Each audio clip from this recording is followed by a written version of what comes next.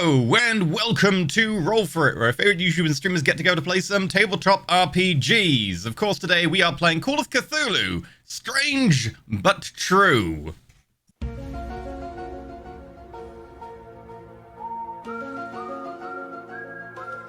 I'm gonna get copyright issues if I keep doing that. Anyway, we have some announcements. Firstly, we are now sponsored by Roll20 as of, I think, about a week ago. So today is brought to you with the help of Roll20, who are a virtual tabletop website where you can basically set up a game and hang out with some friends and play your tabletop game without actually go to them in person, which might be a problem considering 2020 and continuing of 2020. I don't think 2020 ended. I think 2021 is probably the best way to put it. So if you want to play virtual tabletops because you can't meet up in person, Roll20 has you covered. It has a load of different games, and for instance, it has Call of Cthulhu. We've been using Roll20 here on Roll For It for the entire time it's existed, and we've been sponsored for the last week, so you can draw your conclusions from that. But at the end of the day, if you want to be able to play some lovely games online, you can do so through Roll20. We have an affiliate link as well. There's a link down below in the Twitch thing, and I think there's one in chat as well, so if you want to use the affiliate link to sign up, you can. And I think we have a giveaway for the Dungeon Master's Guide for Dungeons & Dragons 5th edition, on Roll20, available through a tweet. If you go to our Twitter and look for the tweet, I believe it's pinned, you can get involved in getting a copy of the Dungeon Master's Guide.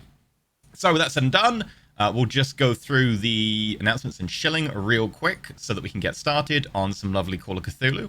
I hope you all enjoyed the session last week, which unfortunately was pre-recorded because we couldn't actually do it at the normal time. But we were like, you know what if we do a sneaky recording? So hopefully you all enjoyed that, rather than having to miss a session or something. I thought we just couldn't pass up an opportunity. I've got to say, I'm a little bit addicted. No offense, London, but I want more. You got it. Today's announcements. Monthly recap and the latest Ascension guest character sheets are now out on the Patreon, so if you want to go check out our Patreon, you can find them there. And that's it. Really simple today. Shilling-wise, you can support the show and support Roll For It in general. Allows us to do all the amazing stuff we do, pay our cast, get assets made, and what have you, by going to our Patreon, where there's loads of different rewards, Discord access, after shows where we talk about what happened in the show, or bacon, sometimes. Quite a lot of the time now, actually, there is a record of bacon happening, thanks to Vandy. Also, there's other stuff other than bacon. I know it's not bacon, but you can also find, like, character sheets, guest character sheets, GM plots and information, occasionally polls to see like which way things will go or what will appear. There's also names for NPCs and behind the scenes stuff, and also there are the Legend Tier games, which once a month a member of the Roll For It cast will run a Legend Tier game, and I believe Grant's been like filling in quite a lot with that and running a few games, so thank you very much, Grant. What is the craziest thing that anyone has done in one of those games so far? Stole Excalibur and kept it for their own. We did a really cool Cyber Death Knights of Camelot cross-genre Arthurian mashup, and one of the characters at the end of it stole Excalibur and escaped with it. It was wonderful. Well, there you go. Also, you can subscribe on Twitch. You get access to the VODs before they go on YouTube, because I know it's just about 24 hours of processing. You get access to Discord, and you get emotes. If you want to be a YouTube member, you can do that as well. You get access to Discord, and you get some emotes. And tips and bits. If you don't do a recurring payment method, you want to be able to support us in a one-off way, you can use tips or bits, and they will appear, I believe, down there over the top of the Roll20 logo, which will be having to go away shortly, because we need to see the dice log. So if you want to spam bits and tips and stuff in a one-off way to support us, thank you very much. We'll endeavor to read out the tip messages at the end of the stream. That said, there is obviously the last way you can support, which is in addition to everything else, or in lieu of, especially if money is a bit of a tight area for you. No worries whatsoever. Do not ever feel like you have to extend yourself to support us by any means. But if you want to support us, you can still just do stuff like retweeting or messaging, Chaosium and being like, hey, Strange but True is amazing. I'm just saying. Or, you could summon Cthulhu and tell Cthulhu what good, PR we're doing. I'm just saying, there are options there. So, that was said and done. Shilling done. Announcements done. Sponsorship done. And in record time, I'll hand you over to London to take it away. Hello, and welcome to Strange But True, our Call of Cthulhu Chronicle. Today. Oh, wrong button. Sorry. That was meant to be a dolphin sound. It appears it's not a dolphin sound. I'll do it again. Welcome to Strange But True, our Call of Cthulhu Chronicle. The dolphin sound's broken. I'm sorry. I don't want to risk it. Well, without further ado, I want to introduce our investigators here. And in lieu of a dolphin sound, we shall go with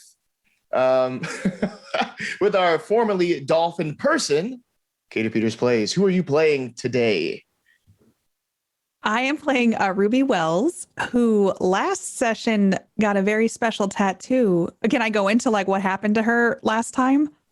Yes, go ahead. Yes. Okay. She got a very special tattoo on her hand to keep her from becoming a porpoise person.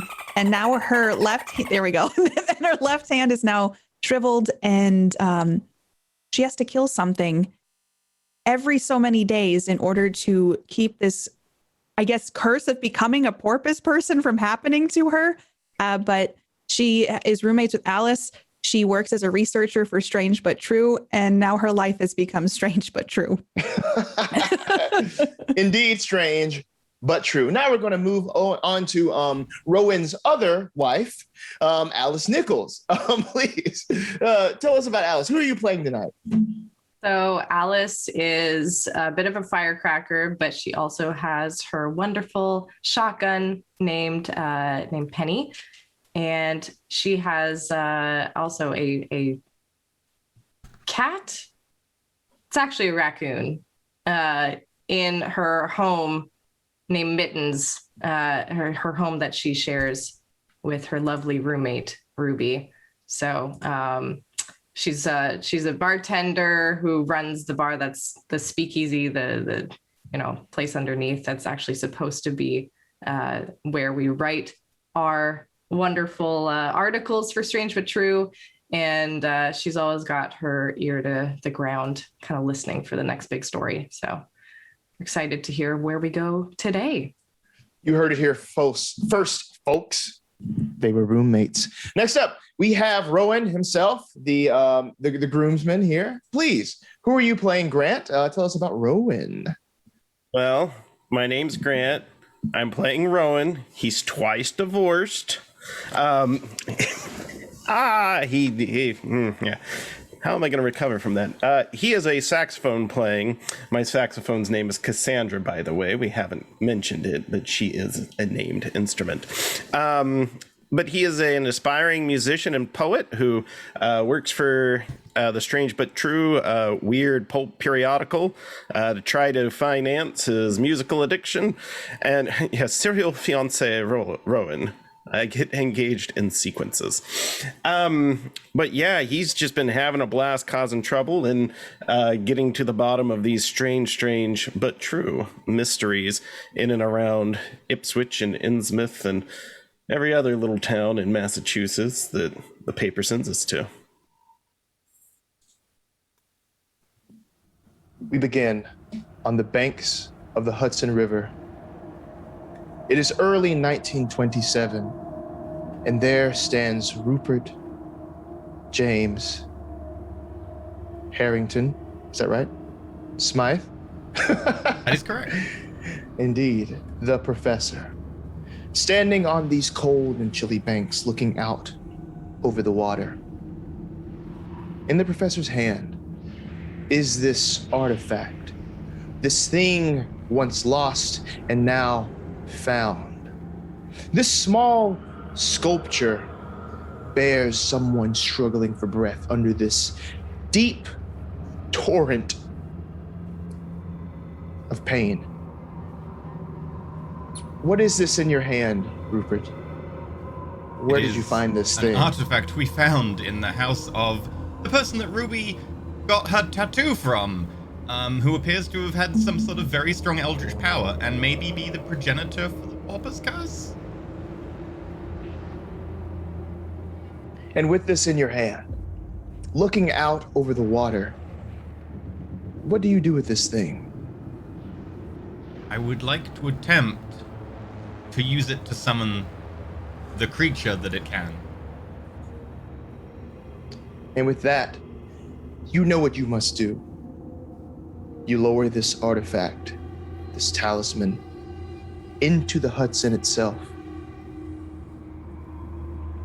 Please subtract 1 point of sanity as you can feel something join you. Far off in the water, you see a fin sort of bubble up and rise. This long back fin, very akin to these porpoise people, or more correctly, deep ones that you have encountered in the past. As this swims on top of the water towards your direction, at your beck and call, what do you do? I'm going to stand my ground and try to look as commanding as possible. Give me a power roll, please. Hard success. And as this deep one swims faster and faster towards your direction, to the person that summoned it, as you stand your ground and bind it with your very soul, in a flash of light blue, almost aquamarine light, it's gone. This is a power you now possess. A spell you now possess. Well, bugger me. But elsewhere within the city, we turn our attention to the printing press, a speakeasy at the back of the offices of Strange But True. Behind the counter there is one Alice Nichols, bartending for the night as people crowd into this place. You can see smoke rolling in the air. You can smell the cigarettes and the alcohol and spilt drinks as sugar sort of, coalesces and stains the wood counter space in front of you. There is this music in the back as people sort of dance and sing along and sort of improvise in unison with the saxophonist who is at the sort of the front of the stage there playing away, Rowan Phoenix. There is another figure here inside. What is Ruby doing here in this space? I think I'm sitting close to the stage wherever Rowan is playing, probably in between the bar and close to the stage. And I'm just reading a book, looking down with gloves over my hands, which probably looks pretty peculiar for someone just inside at a table reading. But I have a small drink in front of me that could either be wine or grape juice, just on the table. And I just look engrossed in the book that I'm reading.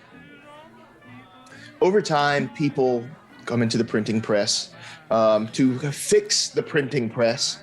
One such person coming in is our own Rupert James Harrington Smythe, joining his companions here in the bar. You see Alice behind the bar. You see Rowan on stage. You see Ruby there, engrossed in a book with a glass of grape juice.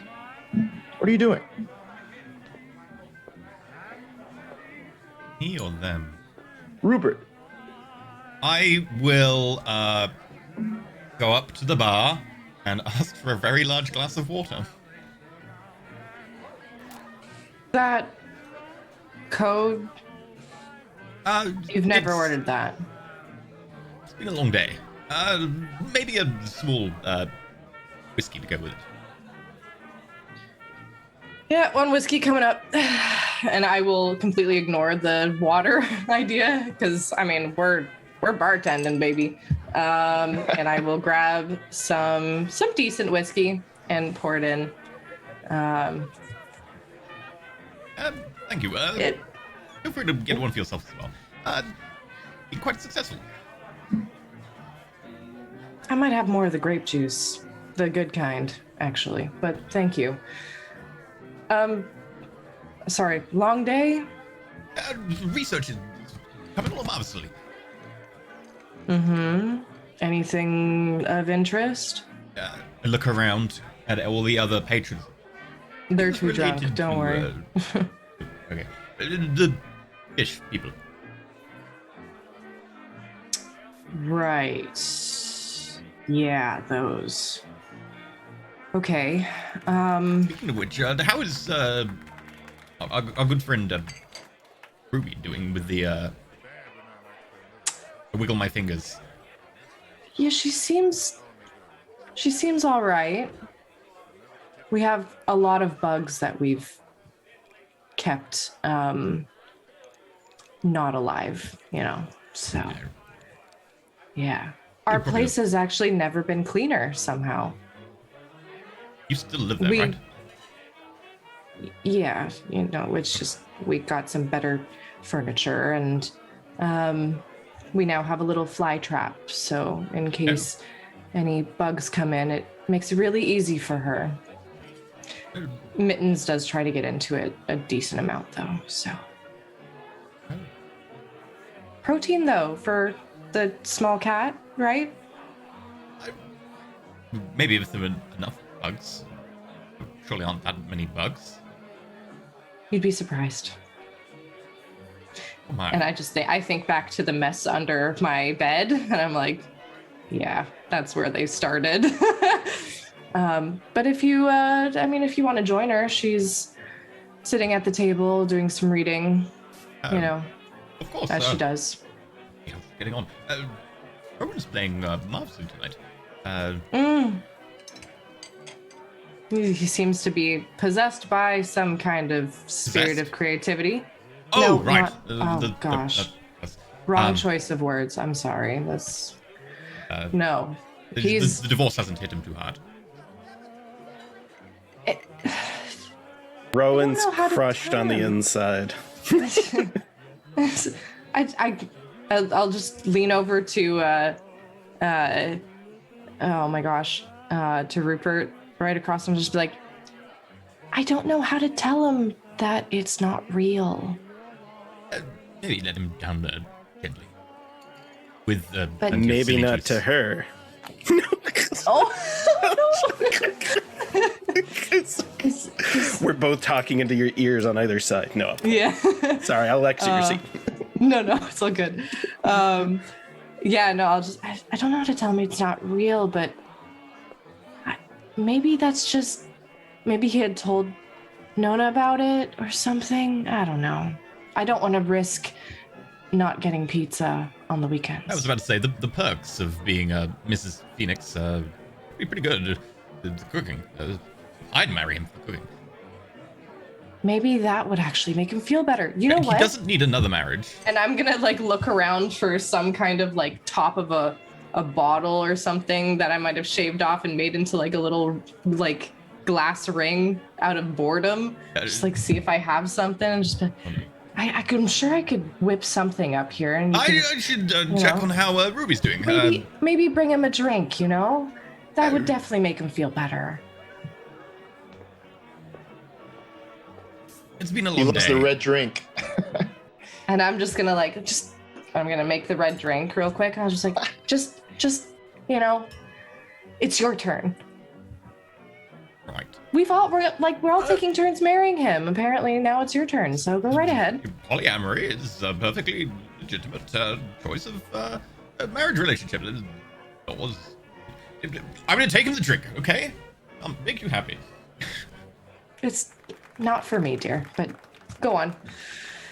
It's maybe a little bit for me. Rowan, a red For the drink. pizza.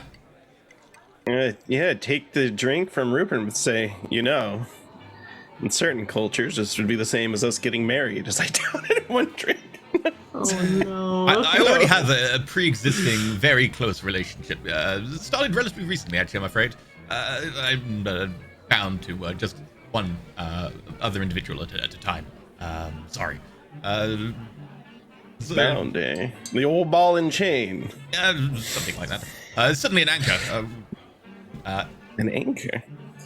How are you doing with the two lovely women in your life who Oh, you mean Nona and cousin Astrid, The two And slightly less lovely Tia women in your Francesca, and life. Ruby and Oh. Alice. oh, well, we just keep everything on the up and professional. Co-workers, all that. Code of conduct must be followed, but Yeah, I code. do like to check in from time to time, bring over a plate of food as Nona cooks extra. She says, "Bring them a plate."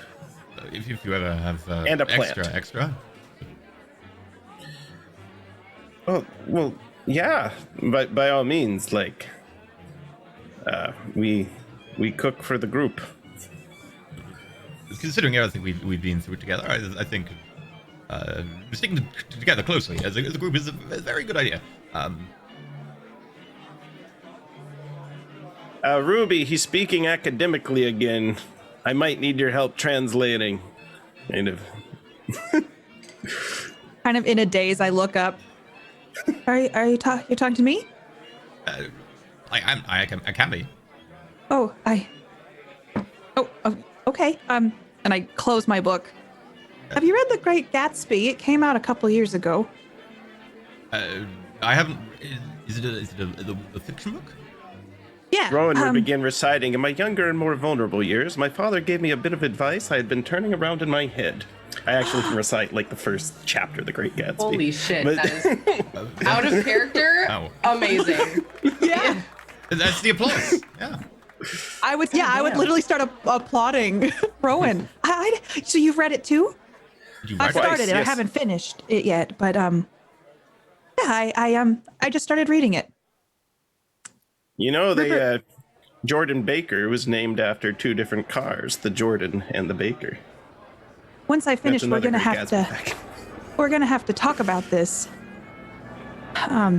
Rupert, maybe when I'm done, you could borrow it and read it too. We could do. Maybe I can make Alice read it. And we could start like a book club. Yes, that would be a very good idea. I could make room for it amongst some of the less the fictional books.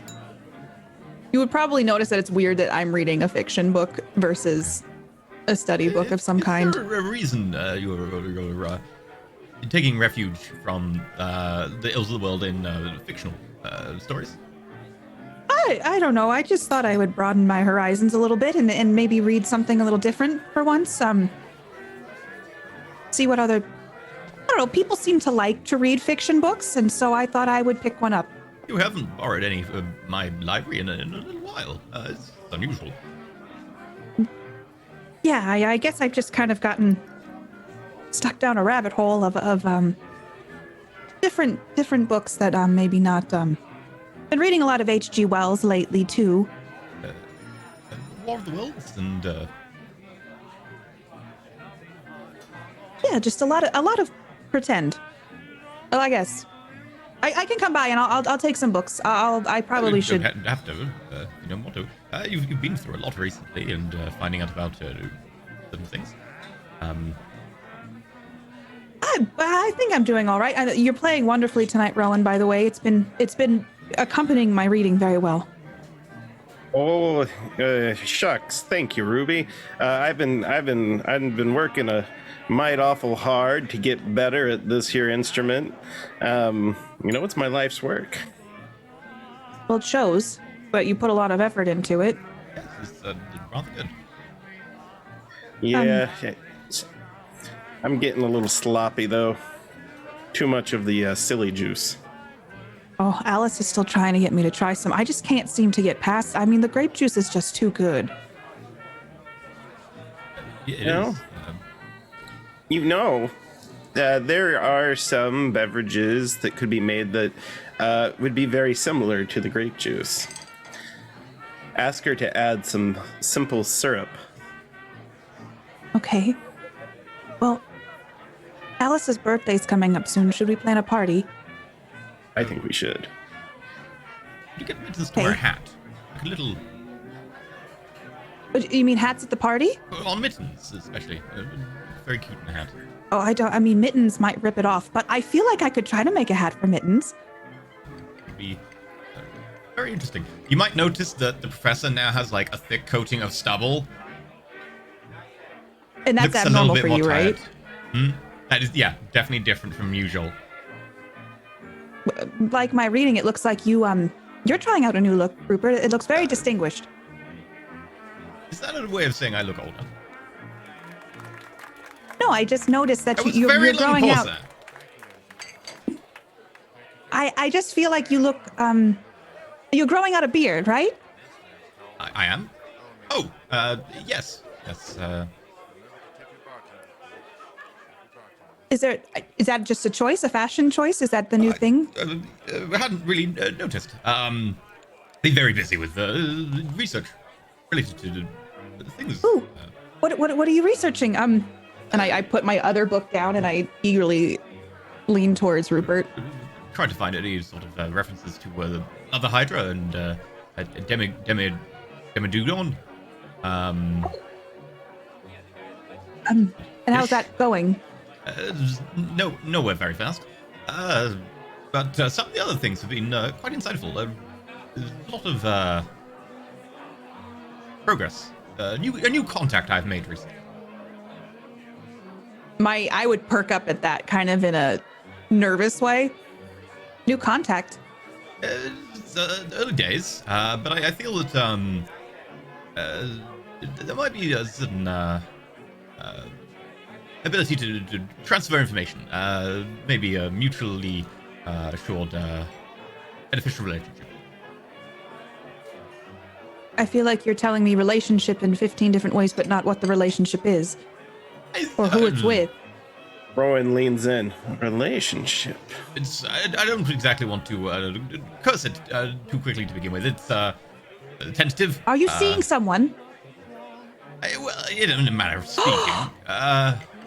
Rowan, I think. Rupert, have you met someone? Yeah. Bound, he told me. It's maybe a little possibly strong if you put it in those terms. Are you betrothed? No. Oh, no. I like knowingly smile a little bit at him. I think I might have led you down the wrong rabbit hole here. Okay, well then if it's not someone that you're in a relationship with, then who is it? It's a research partner. Someone who might have knowledge in these areas. Can I do a psychology check on Rupert? Oh yeah, for sure. Can I roll deception? Holy. Yeah. All So that'd be right. like fast talk if you wanted to. Fast talk, yeah, that's one. Oh god, All fast right. talk. I got a success. I got a Oh, it was close. 16. It's close, yeah. Yeah, so she's seeing right through this. Like there's something deeper that was no pun intended, something deeper that you have to reveal here. What would she garner from reading in between the lines here, Professor? That it's occult in nature, probably. Like, there's definitely like a kind of like shiftiness to the, especially because it's Ruby, and she could probably glean more from this because she's also book learned. The chat says he's acting fishy, and you know this for sure. Mm-hmm. It's like a tall tale, I'm telling. I'm finished. I would lean over and yell at the bar. Hey, Alice, do you want to come join us for a second? Oh, sure. Another round of grape juice. No, I don't think I need anything. Do you boys need anything? It depends. How long are we going to be here? That depends on how much you're willing to share, Rupert. I'm just gonna bring one of each of what they're drinking. Yes, make it a double. Thank you. And I'll come over and I'll re-dole out the drinks and be like, well, spill, but not on the table. I would look over at Rupert and just, based on what Alice just said, just kind of widen my eyes and be like, I'm waiting. Well, you know, I found this small statue in the house last time we were in. Yes, I was there. Well, I said it was summoning. I mentioned Yes. magic, and then you were very dubious about the magic. And well, it turns out it is a summoning statue. Uh-huh. Why did you summon? Did you summon something without us? I didn't know you wanted to be there. I thought you would be a little bit delicate considering everything that's been going on. I didn't want to expose you to any more danger. Yes, but perhaps you exposed yourself to danger. Oh, Did you think about that? Never quite so successfully. When I was much younger. And what happened when you used the summoning statue? Guy summoned a deep one type entity from the river and found it to me. Just What? that's it. I summoned a deep one. I'm sorry. So you are married? I don't believe there were rings involved. I'm so Bound? confused. Bound to you? But I can now summon it at will. What? Okay. What did this deep one look like? And did they talk to you? Did they try to communicate? Actually, there was a definite lack of verbal consent involved. But it appeared, and then it absorbed into me. You're cut off, and I'm gonna take the drinks away. See, this is from why him. I was reluctant to say anything. Yeah. So you decided to go and bind a fish person. I didn't exactly know that I would be binding it when I started. I was just testing the thing, and, well, the test was maybe a bit too successful. But again, you had no idea what was going to happen. And you still Well, I knew I decided was going to summon it. Probably. And what were you going to do if this deep one just attacked you and now instead it is like one with you? So are you a deep Are one you too? a fish person? Yes. They're checking for gills. Give me I an like- intelligence roll, Professor. See if I can give you any more insight on this. Okay. Extreme success! Extreme success. So with that, I'll tell you, you don't feel any different. Like this thing is like somehow inside of you or connected to you. It went away. It's like it was bound to wherever it came from. Like it's locked into that position. So But you I made have it the key. appear, and Yeah. by binding, you made it disappear again. It's not bound to me in that sort of way. It's more like I put it in a box, and I have the box, and I can let it out of the box. I have subjected it to my will, and it exists in a separate space at my beck and call. It's not an equal relationship. It's more like a paper owner and the copy editor. This is maybe not the best analogy. So you're telling me that you have a pet fish person Yes. and it's perfectly content being your pet fish person? Probably not. It's And more. is It's there less a fish person, any more a way- summoned entity. Is there any way that this possible relationship can go sour for you? Well, yes, it could get free. It could try and murder everyone. It could tell other fish people. There could be side effects to this, which have knock-on effects. Out of the bar. Oh. Very well. Thank you for the drinks. And I'm gonna clean up and just be like, clearly we need to remove him from the premises before he is a ticking time bomb. So I mean, maybe it's okay. I can. I'm kind of a fish person, so I can. are you Maybe though? he just needs a Because of tattoo. the whole tattoo thing? Yes. Well, I mean, I could try to do it. I could try, and I I pull open my glove and my shriveled hand and like start studying the. It's getting worse. As Rupert makes his way towards the door, you are met sort of like with resistance on the door. Someone else is coming in. And once it swings open, the person is more concerned with where they're coming from instead of like, you being there, so kind of bumps into you. You see this man. He has his thinning hair is sort of cut unfashionably short. He has these glasses on and he's kind of wrapped in this raincoat. He's sorry about that. Oh, Rupert. As you see Elijah Cleaver, the editor of Strange But True, coming into the bar. Hello, Elijah. I was just on my way out. No. We have things to talk about right this way. Oh, the group's all together. Oh, fantastic. As he kind of stumbles on along. I look over at Alice for like permission to stay. I'd shake my head kind of like resigned, and I'll just be like, I'll motion to a chair. As he comes in, sort of the heat of the speakeasy and the chilliness outside has kind of fogged up his glasses as he takes them off and sort of, cleans them, puts them back on. All right. Now, Rowan, Alice, Ruby, Rupert, who's ready for a trip?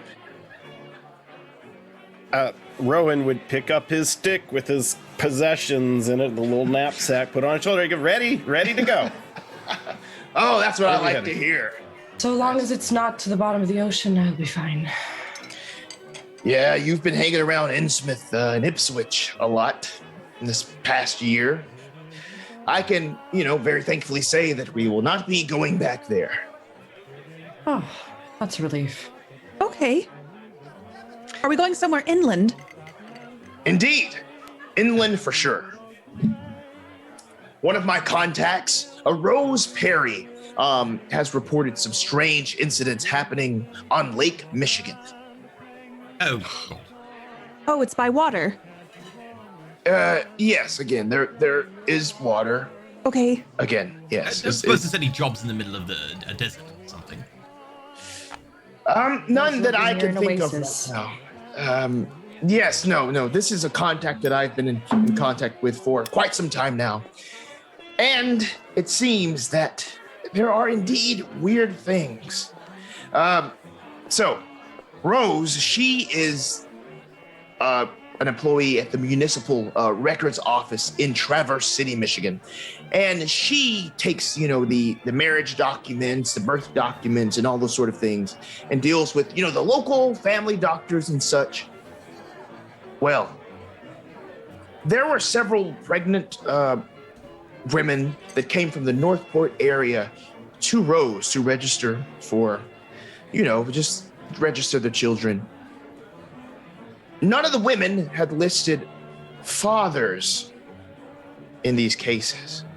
Oh, is this a Mary and Joseph situation? It seems like it. Rose thought the same thing and looked into it, and now there are tons of these seemingly virgin births or pregnancies happening around the Lake Michigan area. It's strange, but true. We need to look into it. Could it just be women reluctant to talk about the fact that they were enjoying unions outside of wedlock? I mean, it could be true, but that's the thing. Miss Perry won't let me, won't give any of this information over the phone or any correspondence. She will only talk to any of my contacts that visit her in person. Well, it could either be a very strange happening or a very happening place. So I would be interested in visiting. Right. Yes. Well, I'll do the same deal as always, $5 a day for your expenses, and then $10 upon successful publishing of a new and interesting story.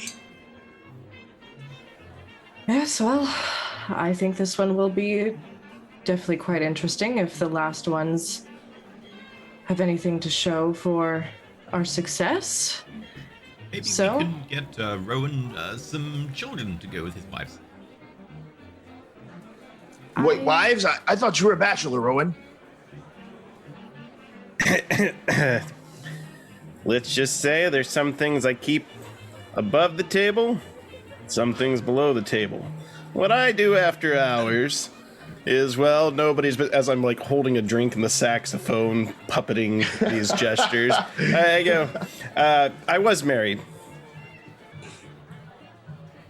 Twice, apparently. Twice. At the same time.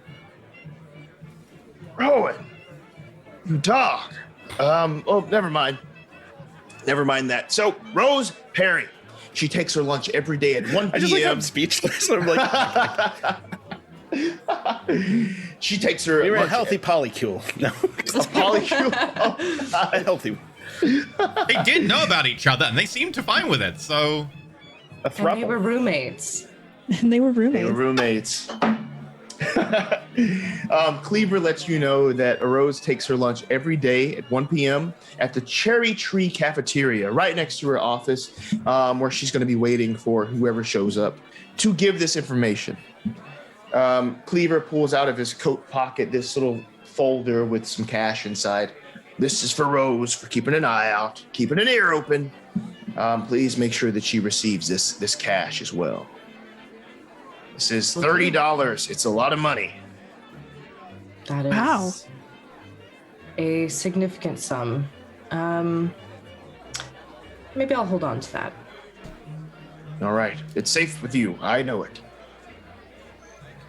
Yes, well, I suppose we should probably get ready then. I'll make sure the bar's sufficiently staffed.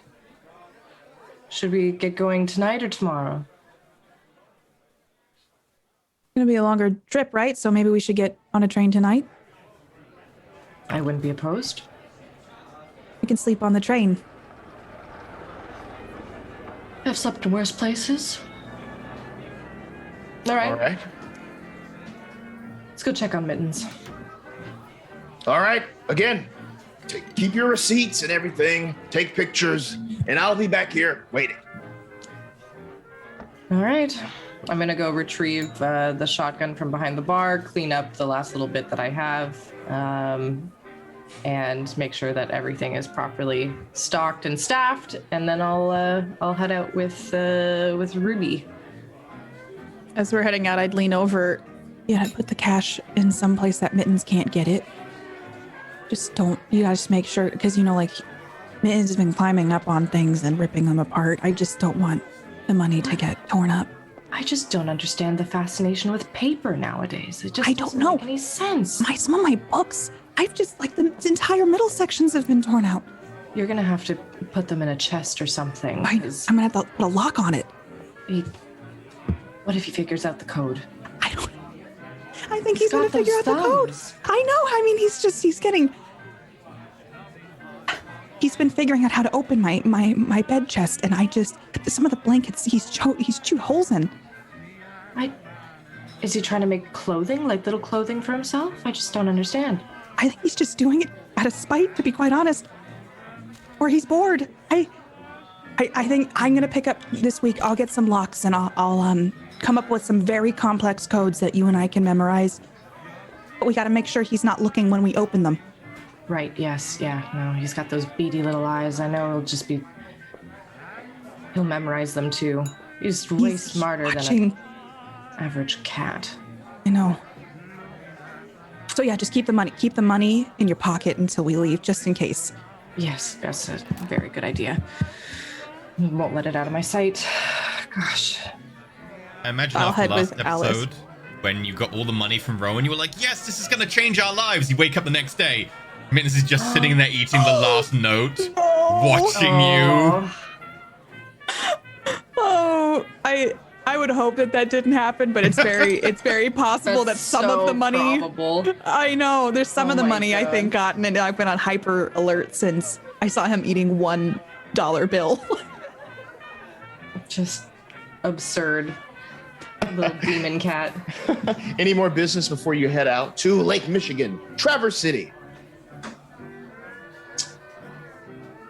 Sounds Good. So you board the train. It sets off as you all are preparing to take on your next assignment here. The next big story for Strange But True. Now, what sort of thoughts are going through your head as you're heading out west? Oh my God, she's a fish person. Oh my God, this Rose person is definitely a fish person. How is this like we're just gonna go meet with a fish person? This is definitely happening. That's all that Alice is thinking. Like she's convinced that this person is definitely one of them. What if Fair enough. people are actually just spontaneously getting pregnant? That sounds like my nightmare. And no thanks. Maybe we should find some sort of medical specialist in case. I swear, if we find out that they just went swimming in the lake and then they come out pregnant, I'm going to lose my mind. You didn't bring a swimsuit, did you? I'm not going swimming, but I'm saying if these women are, I'm like, I am avoiding that water. That brings an What if entire there's new just meaning to fish eggs? sleeping with the fishes. Yes. Maybe if they're part deep one, that's just how it works. And maybe that's how your great grandma became a fishy. Oh, so they just swam upstream and laid some eggs and someone went for a swim and then I was born?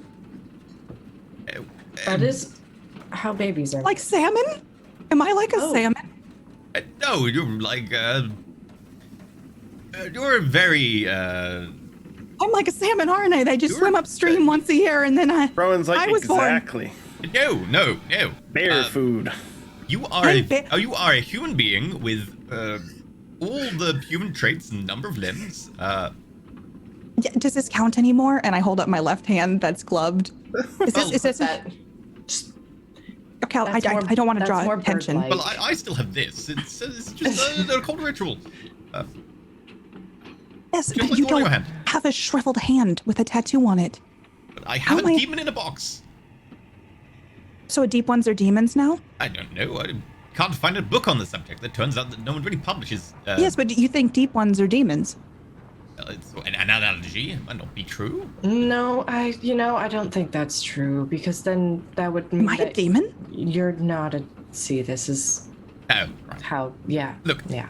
it depends Train what of you thought term here. by demon. We haven't found any evidence of a Christian god or an Islamic god or a Judaic god yet. We found evidence of fish people. Whether that means they're demons or not is unrelated. Depends what you mean by a demon. You, however, Really? are a very lovely woman who happens to be very smart with books. Who's also a demon salmon, apparently. No, who is also immortal. Ow. The demon salmon woman. We could write a song about it. Oh my gosh. Ooh, I like that one. Keep going with that. I do now That'll want be a a hit in the version of bar. Black Magic Woman about the demon salmon woman. Yep. You're not a demon, dear. You're simply in a situation that is certainly not the norm. Most people don't have relatives who are deep ones, and have also had a relative look out for them to make sure that they don't become one of them. So you actually are quite fortunate, I think. I haven't had the heart to bring it up to my parents, but I want to know what they know because there's something going on here that... Wait. Both your parents are still around. Yes, they're just working on the farm in Poughkeepsie. They haven't. They don't have. Well, growing up, I never noticed any gills, but now I feel like I don't know if I should take a trip back home and say, like, look at my hand, Mom and Dad, I'm immortal and I'm a demon salmon. I might suggest there's a small chance you might be adopted. That I'm adopted too? Oh, okay. You know what? I shouldn't have. I shouldn't be reading such frivolous books. Do you have any upsetting books on her. fish? Do you have any books on fish? I should have been looking into this. I don't know why I just avoided it this whole year, and I need to. I didn't no, bring. no. Just You didn't bring any books? I didn't bring any books on fish. It didn't seem to be a particularly useful avenue. Put it this way: whether you're adopted or not, or part fish person or not, You are still the person in front of us and the person we've worked with for a long time, and we are happy to be your friends and colleagues. I'm glad to hear that. But you're not a demon, you're not a fish. You are simply Ruby Wells, and you are a employee for a publication, right? Yes. Yeah. Okay. And no matter what, you have friends who care about you and who want to see you thrive in life and will not let anyone take that away from you. Deeply. I feel like there's something I should tell you all, and I hope that you can understand where I'm coming from, but I've been having a bit of an existential crisis since all of this started. And, yes, I know that might seem surprising to some of you, but I'm doing my best. Is the existential crisis based on the nature of your existence? Yes. That I might. does sound quite existential. So, I'm trying to deal with it well, but I mean, I don't want to be adopted and as well a fish person, and I now have a shriveled hand. How am I supposed to find someone with a hand like this? I'm gonna love an immortal person with a hand like this. Rowan reaches into his bag and pulls out. I have a book for you. I'm not pulling out a ring. I'm not I going to thought you were propose going to again. pull out a ring. I was like, is he proposing? I thought so too. I was like, Oh wow. my god. So help me, this miniseries, I'll get down on my knee. I go hard in the paint. It's like I will propose every episode. I'll go full Cyrano de Bergerac and do it through some other suitor. But no, I pull out a copy of The Velveteen Rabbit, and I just like, maybe you could read this book. It has a message about love and the importance and how we might be different than everything else around us, because the rabbit, he's nice and soft, but the other toys are harsh and mechanical. But it's about, you're gonna find love someday, whether you got a shriveled hand or you're half fish or trying to work in some like Rupert joke, but I don't got one that just flows. Thank you very much. I really appreciate that. I know. I'm sorry. I'm not even good enough to be the butt of your jokes. No. Well, you're too good to be the butt of my jokes. Or you gotta, no, here we go. Or you have a face like my Uncle Alfredo Natali. We'll pick on Uncle Alfredo. I just recommend give it a read, think about it, and relax. Okay, Have some grape juice. thank you. I'm gonna read this. The rabbit's very cute. Yeah, he is. And your trip goes, by pretty quickly. The next day, it is a very nice day. You're able to find some lodging that night, comfortable lodging, and you're able to set off on your mission for the next day.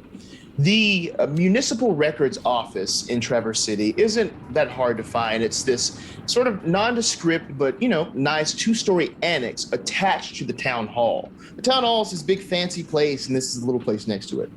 Next to that is an even smaller place, but it is the cafeteria that you learned about, where Rose takes her lunch every day at 1 p.m. And you are there on the dot looking for Rose. Rose sees you all approach and knows it must be all of you from Strange But True. She has this dark skin and this sort of like curly dark hair that's kind of styled into like this bobbish sort of do.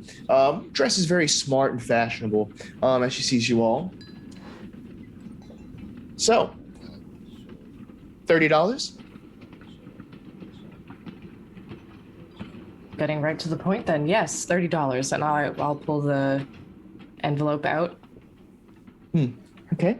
And as she takes that envelope, she just switches it with another envelope that she hands to you. Alice?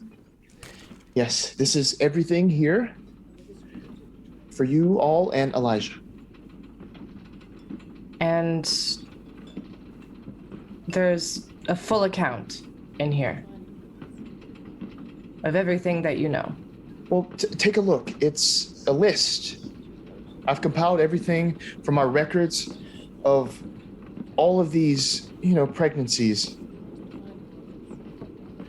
And they all seem to be, well, just take a look. I will open the letter, I'll open the envelope and just take a look through the list, I guess. And I'll show that to you here.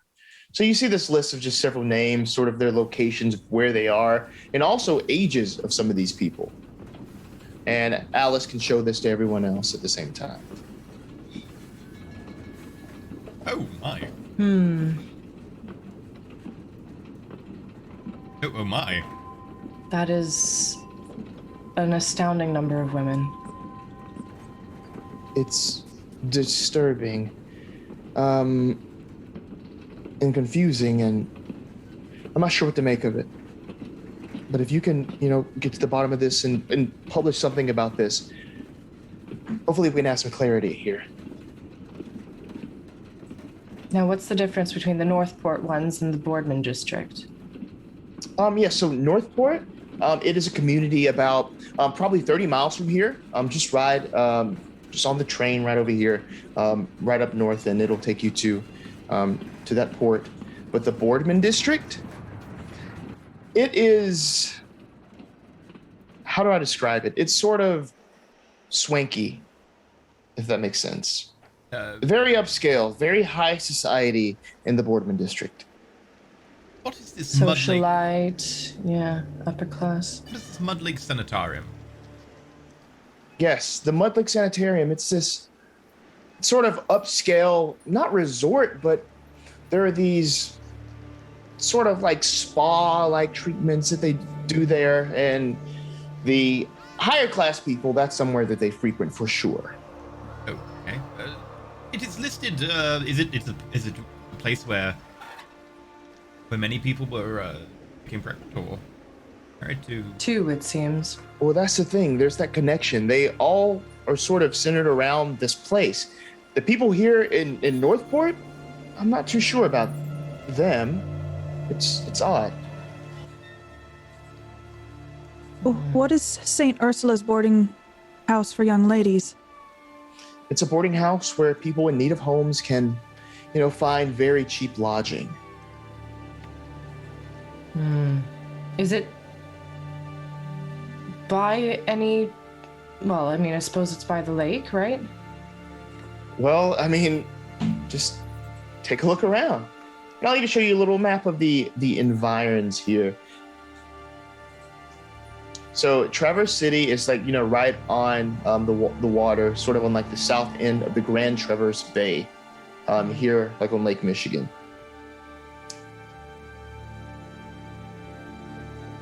And so basically there's all of this water and all of this sort of expanse around you. Well, it's all around us. Did these women say anything that correlated to each other? Like they went swimming a lot? I didn't hear anything about swimming, but they just seemed very confused about the situation. So this is a list I have. I haven't talked to all of these people here, but I'm sure someone could give you some more clarity on their specific situation. We should definitely investigate that boarding house. The boarding house and the sanitarium, yes. The sanitarium and the Boardman district in general. I think it's very odd. The women in the boarding house are all quite young. 20s. Well, most younger. women in those boarding houses tend to be quite young. And the socialites are all older. There's... Could just be the demographic of the regions, but it's certainly interesting. The name of the boarding house, Ursula, it actually means little brown bear in Latin. Oh, really? Yes. Interesting. Ah. How did you get these names? Everyone. Well, I work in the records office. They have to come register. And she points out of the window outside of the cafe. There is this sort of beat up pickup truck, like right across the way, with these two youngish looking guys just kind of looking in her direction. They're just kind of watching. Are they staring at us? Yes. I can go say hi. Don't worry about them. They're just Do you know those men? know them, but I've seen them around. They just circle this square. I don't know. I don't know if they're trying to scare me or what they're trying to do, but it's not going to work. Does it look well. like the Men in Black that we saw? It does not. It looks like Okay. these are two like youngish guys. One has like this sort of like blondish hair and almost like a bowl, and the other guy has longer hair, kind of slicked back and a little greasy, with sort of like a heavy brow. They're just kind of looking and conversing with each other as you're inside the cafeteria talking. All right. Roll a 10-sider. Let's figure out how cute they are. On a scale of 1 to 10. I have a meta question. I actually I know the reference for Ursula in mythology, but would Rupert? And is there a role for the reference to a figure in Greek mythology? Oh, history or education? Okay. Saint, though. History. Mhm. That would be a failure. Cool. So maybe it rings a bell, but you're not really making the connection. Do I notice anything interesting about them? Like their appearance? I'm looking for gills. I'm looking for Okay. anything. Sharp Okay. teeth. Give me a spot hidden roll Hey. with a bonus die, since you're looking for that Innsmouth look. Okay. Oh. Bonus die. Yeah. Okay, 6. yeah. Yeah. So as you're looking at them, you're like, their eyes aren't bulging out of their head, their mouth isn't frog-like, no gills on their neck. No, they seem like normal, youngish guys. Okay. Are they wearing gloves? No gloves. They're not wearing any gloves. And even All then, they're wearing sort of like, they're wearing collared shirts, but they're open, like the top button's open. So it's kind of loose there. And so they're not trying to hide anything on their neck, no gills or anything. They are kind of attractive. They could be responsible for all the pregnancies. You think those men are just going around like Uh, sewing? yes, they could be. They do. They are prolific sowers of the field. They have sowed their seed in many. You know what, Ruby? I've got another question. This Killing the name earth here, with the environs. Ursula, rings a bell. Something about history or something. It rings a bell, but I can't quite put my thumb on it. Oh, and then can I roll a history check to see if I remember anything about Ursula? You can, because Rose just looks confused. She's just trying to think. I don't know. Okay. Oh, I failed.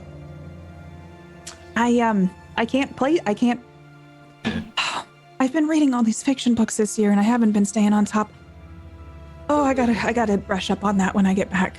No. The Velveteen Rabbit is probably the best moment. A clear mind and a stable emotional state makes for a better work-life balance.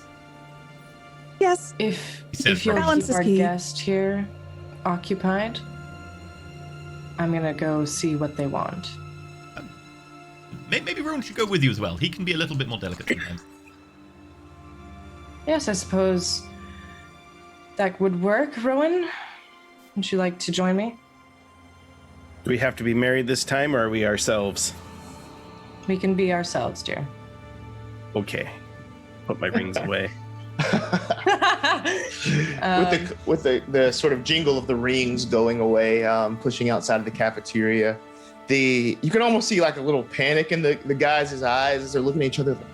They're walking this way. Step on it. Okay, we gotta go. Whoa. Yeah, they start cranking up the truck.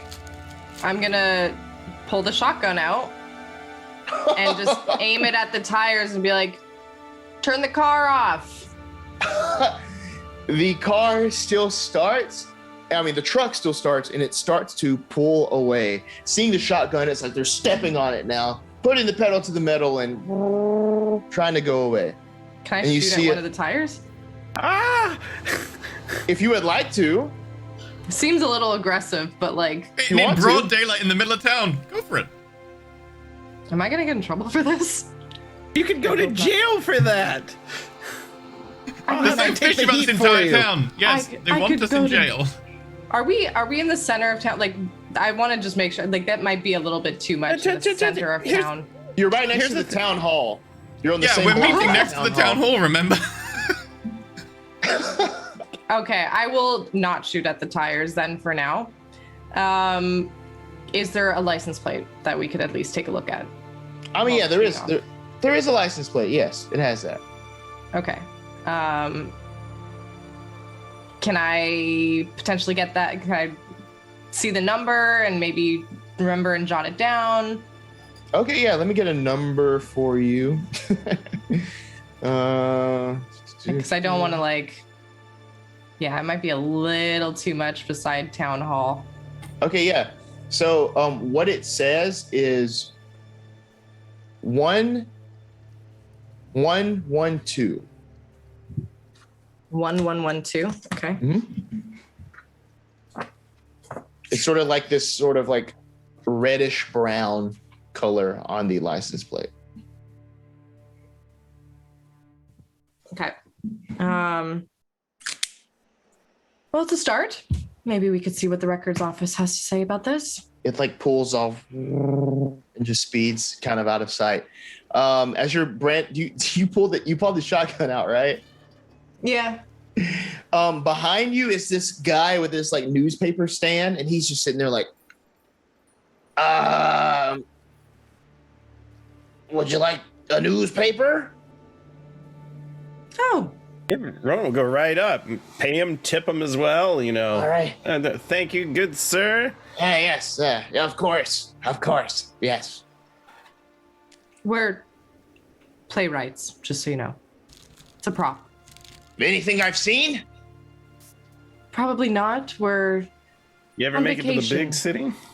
No. I stay around these parts. see anything strange around here lately? Shotgun wielding out of towners? I toss another $1 to him. Other than that, no. I actually didn't see a thing.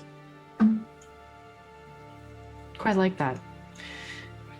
If you do see or hear about anything odd in the region, though, something that may not necessarily get published to the papers, would love to get some idea of what you've heard. Maybe we could grease your memory a little bit too. Okay, what's your name? I'm Alice. Alice. Okay. And yours, sir? Guido Giovanni Giuseppe Natali. But you can call me Rowan. It's my stage name. Okay, I'm Evan. Evan is my name. Strong name. Thank you. Been living here a while, Evan? I have, yes, Michigan born and bred. And that car that's just sped off, is it from around here?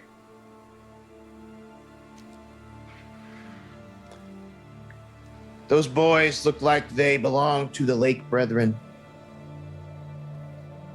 The Lake Brethren. Yeah, the Lake Brethren.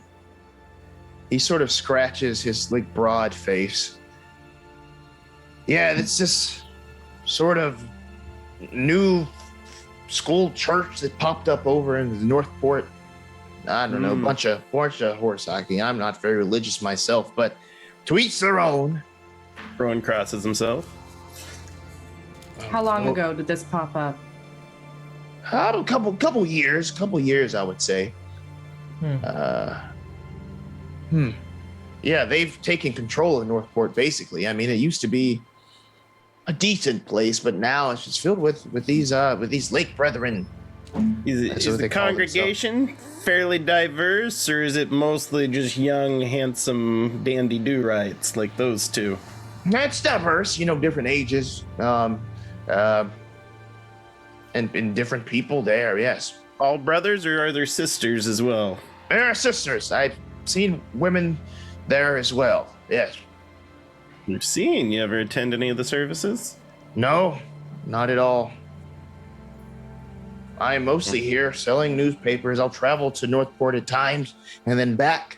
But no, I'm just have no interest, quite frankly. It's probably Yeah, for the those papers best. aren't going to sell themselves. That's true. That's true. You're doing important work, keeping everyone informed, so Mm. thank you. We'll be heading back inside, but thank you for your help. You're welcome. And I'll just kind of look at Rowan. I'll be like, Lake Brethren? Like, oh. Lake Brethren. New Age Church. Here we go again. As you're walking away, may I have a spot hidden? Yes. Yeah. Hides his, Hard success. hiding his Lake Brethren ring. He's one of the Alright, land there you go. brethren. They've got a big feud going on.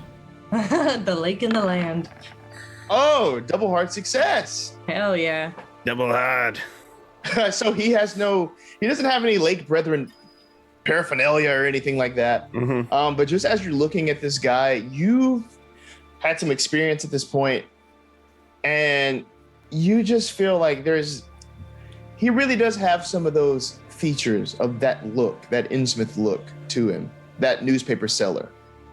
The wide mouth, the sort of the wrinkles around the neck, and the larger, bulging eyes. Oh, crap. They want us to find them. Oh, no. The bell rings, ding, as you all come back inside the cafeteria. Everything good out there? Yeah, what you know about them Lake Brethren? Lake brethren? It's some new church over in Northport. Just a bunch of fanatics. I don't know. I've never been. Alex. Is the church in any way connected Passionate to the about women their who got pregnant? Perhaps. And she takes a look at her list again. She's looking it over. I mean, I wouldn't be surprised. I mean, the Northport people here.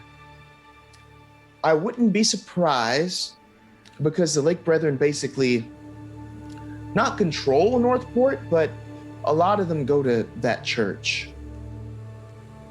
Right. And I would need one more favor from you, if you don't mind. What's that? Do you have license plate numbers in the record office as well? We do, yes. Could you look this one up, and I will just slide over the number. All right, okay. Head out with me. I'm just finishing up my lunch. Would you be able to pull the records for when the boarding house was founded and by who? Oh, of course. I can look that up as well. We And- will also pay you extra for that. Oh, well, I would very much appreciate that. And I will give her a preemptive $3 just extra from my pot, and then it'll be like, you will get 3 more upon delivery. Sounds good to me. So you all sort of venture over to the records office. It's like a bustling little office with lots of people, working hard, lots of, records, obviously. This isn't 2021. There aren't computers. So everything here is like literal physical files and cabinets upon cabinets and everything. This is what you see. It even like smells like that heavy sort of paper smell is in the air as you're here in the office. So she goes over and she's looking through the records for like the license plate numbers and such, and is going over everything. You see her sort of scratching her chin there. Okay. Let me see. Okay, it looks like this truck. It was a truck, right? It was. Graves. I recognize the name. Graves? Pastor Graves is the head of the church, these late brethren. Husband of Martha Graves. His name is Noah Graves. Father of River Graves. Look at the paper. Yep. At the boarding River. house.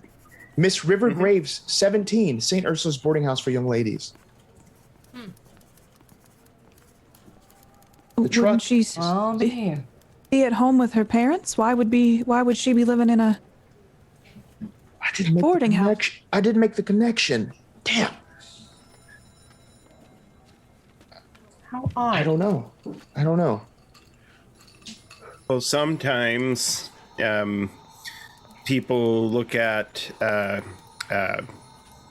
those that are with child in an uncouth way, and the family sends them off to go be away someplace else to Keep them out of sight. let life find a way. Okay, and then the boarding house. Yeah, what were you saying? I'm sorry, I didn't mean to cut you off. No, what is the philosophy of the what are they called? The Lake Brethren Church? Lake Brethren. The Lake Brethren.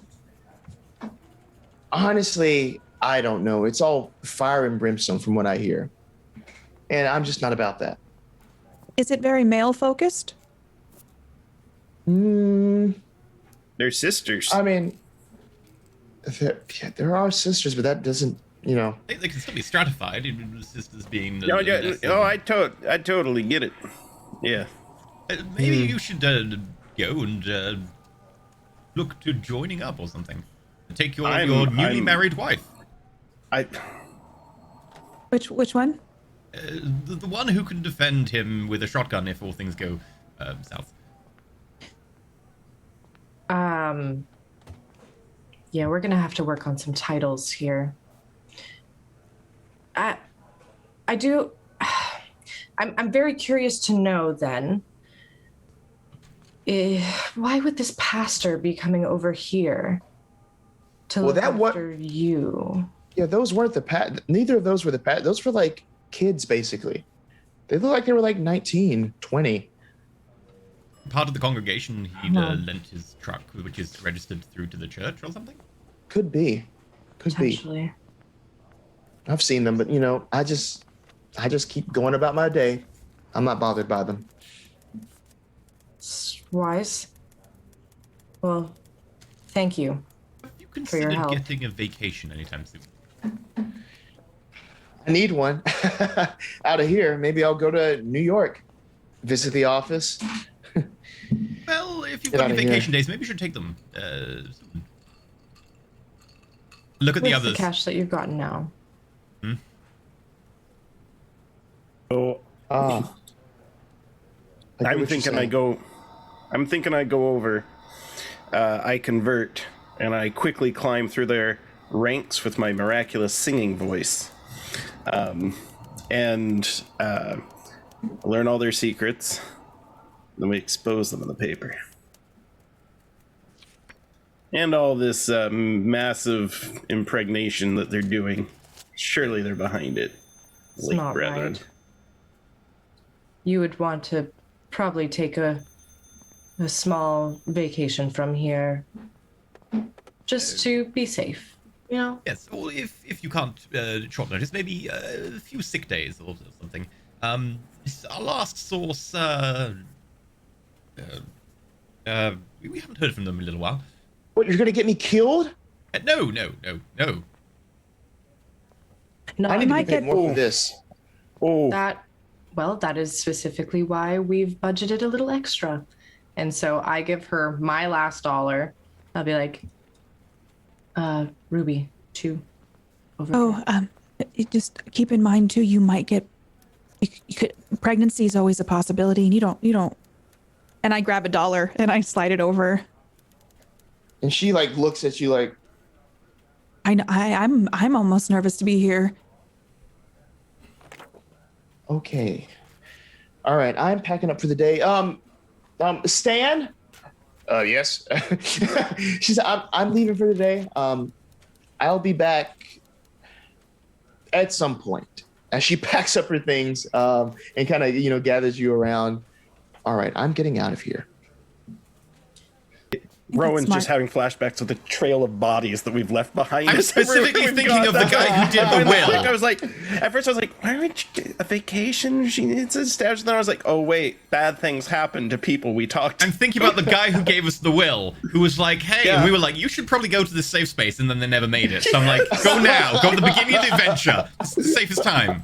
If you make it to New York, there will be a place for you there, I'm sure. Can I ask you a question before I go? Of course. I heard about, obviously New York is different from Michigan. I get that. I heard there's this thing called a city cat. I look over at Ruby. Yes, it's true. I have to see for myself. She could stay at our house, right, Alice? You could meet our city cat. You do need a cat sitter. Yes, you could take care of Mittens. Oh, good God. Okay, okay, yes. Well, I'm going to New York, she says as she kind of triumphantly sort of, really gathers up her thing and starts to, almost run out of the office. Address. I'll give I her do need that. It was my key. Yeah. We just gotta make sure we go back together, Alice. I don't get locked out. Could we borrow I have the the records key, office don't key? worry. Give me any sort of social role for that. Whatever you would like I to will do. attempt to persuade. I will fail we're- to persuade. We're literally giving her the key to our apartment. I will spend a luck point. Okay, cool. She says, all right, we make the trade once you're back in New York City.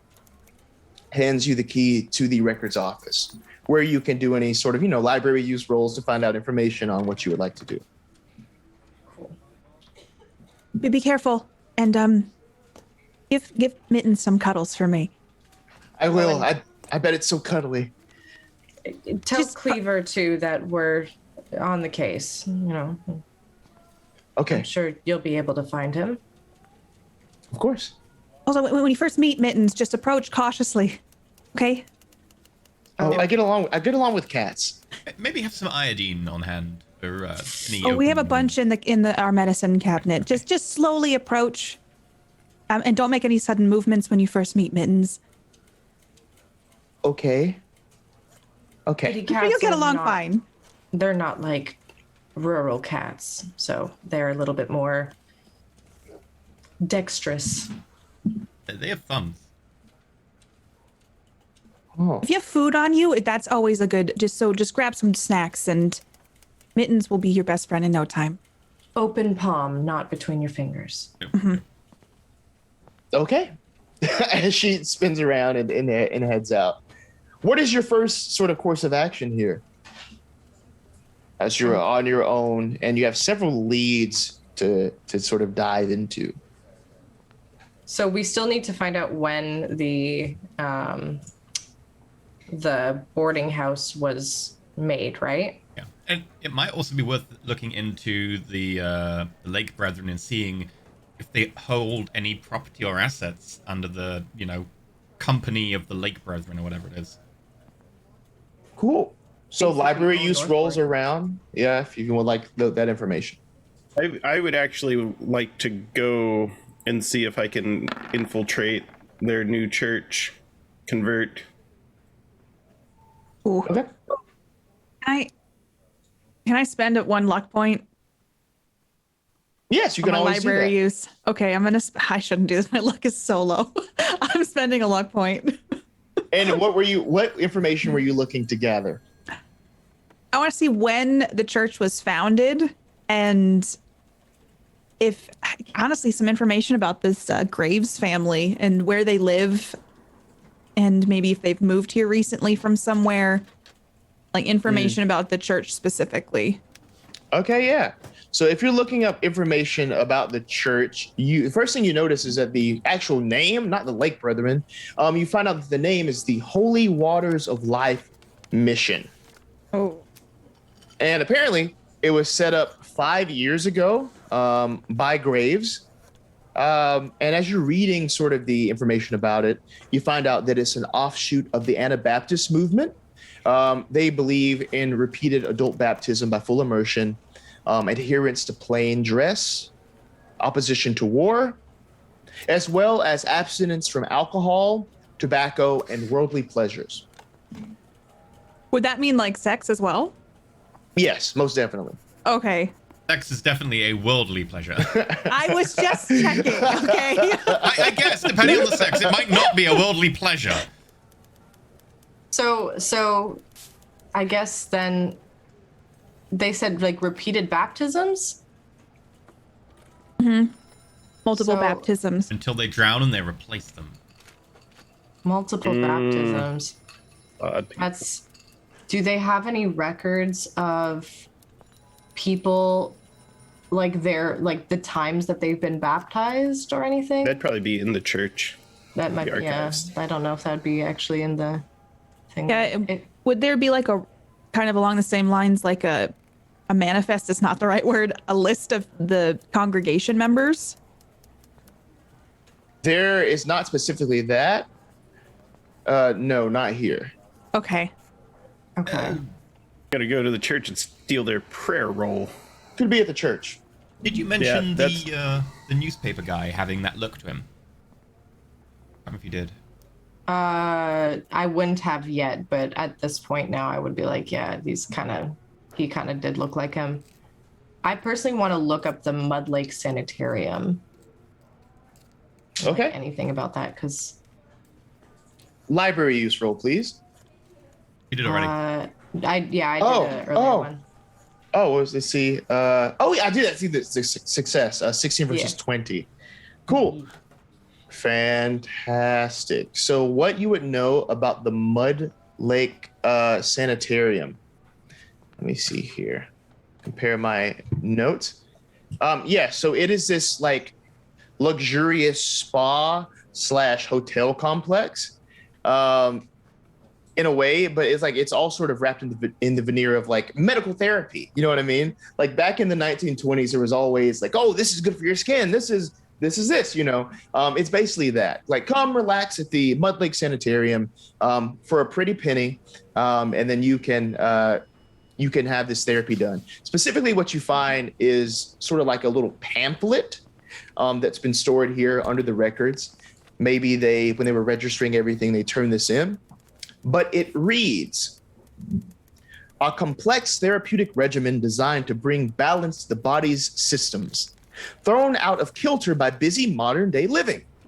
A physiologic method utilizing the latest scientific techniques of hydrotherapy, phototherapy, thermotherapy, electrotherapy, mechanotherapy, dietetics, physical culture, cold air cure, and personal health training. Wow. That'll fix Seems a like wimpy core. No kidding. It definitely, I mean, that seems like it would. And they did mention hydrotherapy among many, But many things. electrotherapy? I It's very think popular right now. it depends on how they're doing it. Electrotherapy could be good. Curious about that. The research I've seen seems to indicate it's used for the wrong things, really. There might be some medicinal application, but they use it for treating all sorts of illnesses that don't benefit from it. Yeah. All right. Well, that's definitely somewhere we need to investigate as well. Maybe another article on the misuse of things in the medical field. There's a follow-on. I'm thinking we should compare the list of the pregnant women to the members of the church. I wonder if there's some overlap. Especially if River, their daughter, is one of them. You have somehow infiltrated the boarding house. Maybe No, we could go to the boarding house and then enroll you as a unruly young woman who I might, as your father, I think that maybe some time in a boarding house might do you good. I would not risk that. If there's We any look risk around. We don't need to getting- actually enroll her. We can look around. Is that how it works, Oh. though? Do you show up with your unruly daughter and then that you decide as a family if they go to the boarding house? It's either that or the cane. If you really care about your child's discipline, you go there. You ask questions. Make sure you get. And you show them what that they will have to go to if they don't straighten themselves up with all those late night antics with all that silly juice.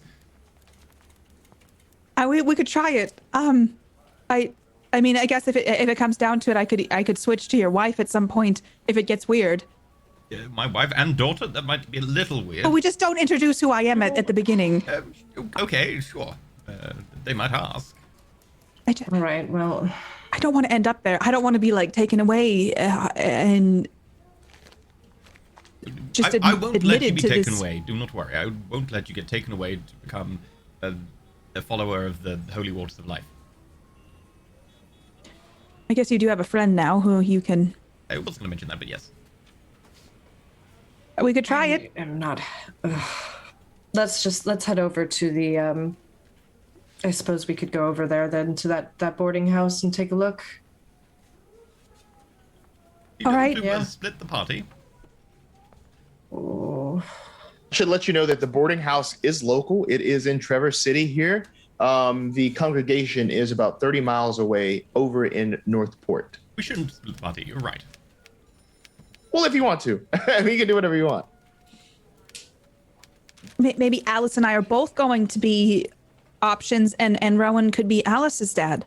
It's true. Alice would make a much more believable unruly teen. You have a gun. That's. And experience with silly juice.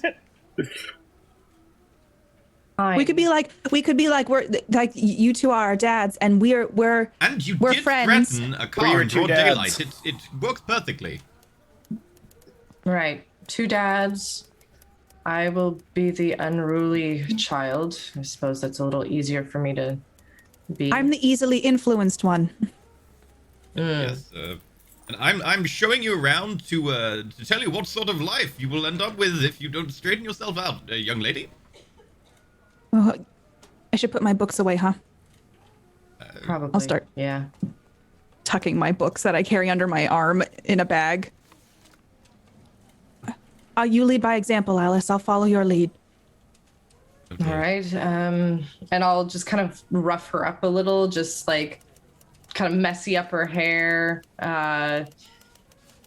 like almost like asymmetrically, like make sure her shirt is kind of like weirdly buttoned or something. And Change the length of her skirt so it shows her ankles. oh yeah, definitely rolling up that skirt. Oh my! This is very inappropriate. We have to play the part. Don't be so prude. Are my ankles that bad? Your Are they scaly? ankles. Are they scaly? Your Well, okay, ankles just forgot to are moisturize. lovely, my dear. If one had an eye for such ankles, I'm sure they would be very attracted. Okay, well, just as If long it's as we going to don't be like. too difficult to play the part of the father, I really hope that you can, maybe get over this and. Hey. That's why they got Cool Dad over here. I'm all about those ankles. I think you really I should don't take think you much should say that. interest in your children's That ankles. doesn't work. That doesn't work. I don't think you should say that out loud. That's awful. This is very inappropriate. No. Just Let's go in the Wayback Machine.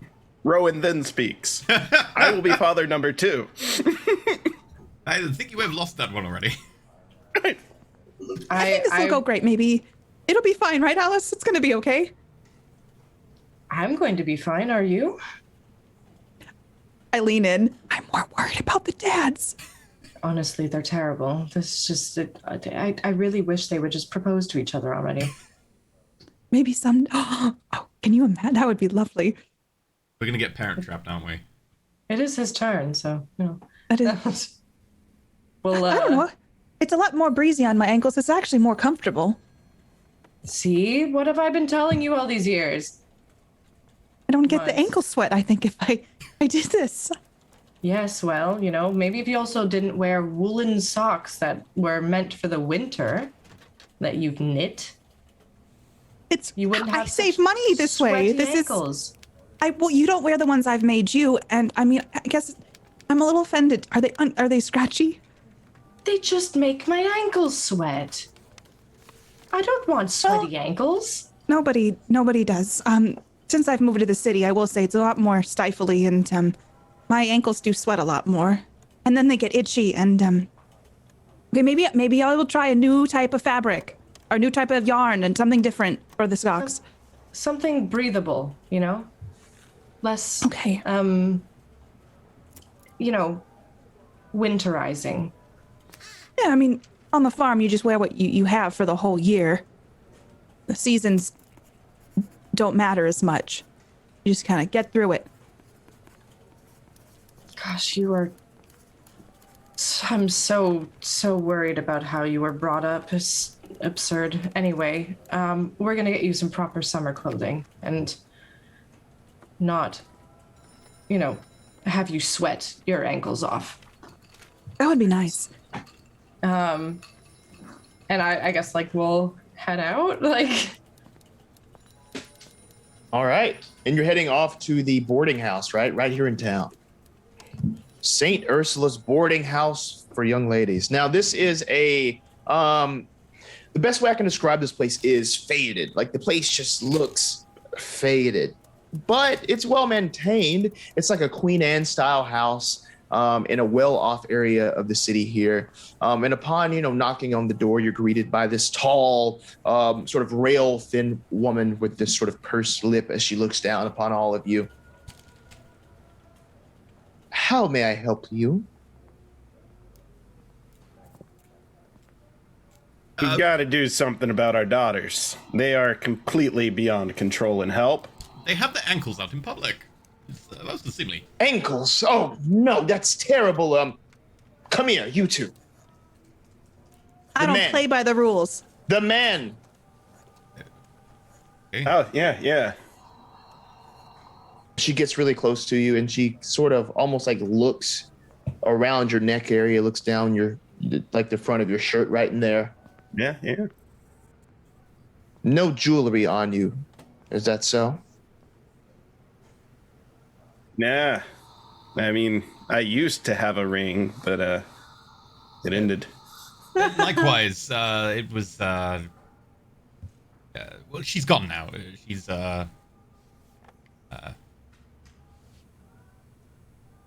She's a changed woman. Have I seen you before? Oh. Have you? I haven't been. Listen. We're not here for any sort of business transaction. We just have a couple of unruly girls. She doesn't play by the rules, and she makes all the rules. And, It's true. Madam? Yeah. So, I'm kind of revealing to her, is this a brothel? That's out of brothel? That's out of Oh, no. no, because you're checking me for brothel. rings. You're Hi, I would asking like a lot to of drop my questions. daughters off at the brothel. Have you What met kind of me- dad are you? No, it's That's not a bad brothel. dad. Well, I'm sorry. My Yeah. kid's kind of like, No, sorry. It's not. okay, It's not a brothel. Yeah. okay. Because I was about to say, I was like, eject. Right. Yeah. Okay. We say, no rings. good. You haven't seen us before. These are the only two daughters we got, Okay. and they are incorrigible. Okay. Mine is very incorrigible. It is impossible to encourage her. She does what she wants and never does her homework and just can't touch her book for the life of her. I run a Ugh, very books. strict ship here. Things are in order. Things are always clean. There are bedtimes to be enforced. That is the way I run my boarding house. Now, inside, you two, if you would like to come in. If you would I not like stay to up till come 10 in. p.m. 8:30 at the latest, young lady. 8:30? That's dinner The time. latest. Dinner time is at 5 p.m. This one is That's constantly. when I wake up. She's constantly trying to get the other one to try silly 4:30 juice. a.m. That's when I go to sleep. Not anymore. If your fathers would like you to stay here, that is the way things work. This is worse Please. than prison. Take them. What? What? Sorry, what? you're not going to send us here. I thought we were showing them around. I didn't know we were sending them here today. Well, here, my good lady, is it possible we take a look around with them, then decide? Because as their father, I just want to make sure that they'll be well taken care of. There are certain dietary needs and things of that nature. And I'd sleep better at night knowing that you will follow through on the things that you say. Because you might talk a big game, but how do I know you're not going to let them party all night long? Yes, I need to I see did it with my hear own someone eyes. mention that they thought that most boarding houses were too lax on young women these days. Charm or persuade, Rowan, please. All right. I'll just like look at her. I'll be like, I got kicked out of my last one. And she just blares I back. succeed. Oh, cool. Very well. I can assure you that the accommodations here at the boarding house are of the utmost quality. I Opens the lean door. in. I did hear some people mentioning that it wasn't quite as lax here because many of the young ladies became pregnant while actually staying at the boarding house. No. You must be talking about the nurse that brought that crop of young ladies here recently. Oh, The nurse, are you sure you weren't in my garden the other night? we just got into town today.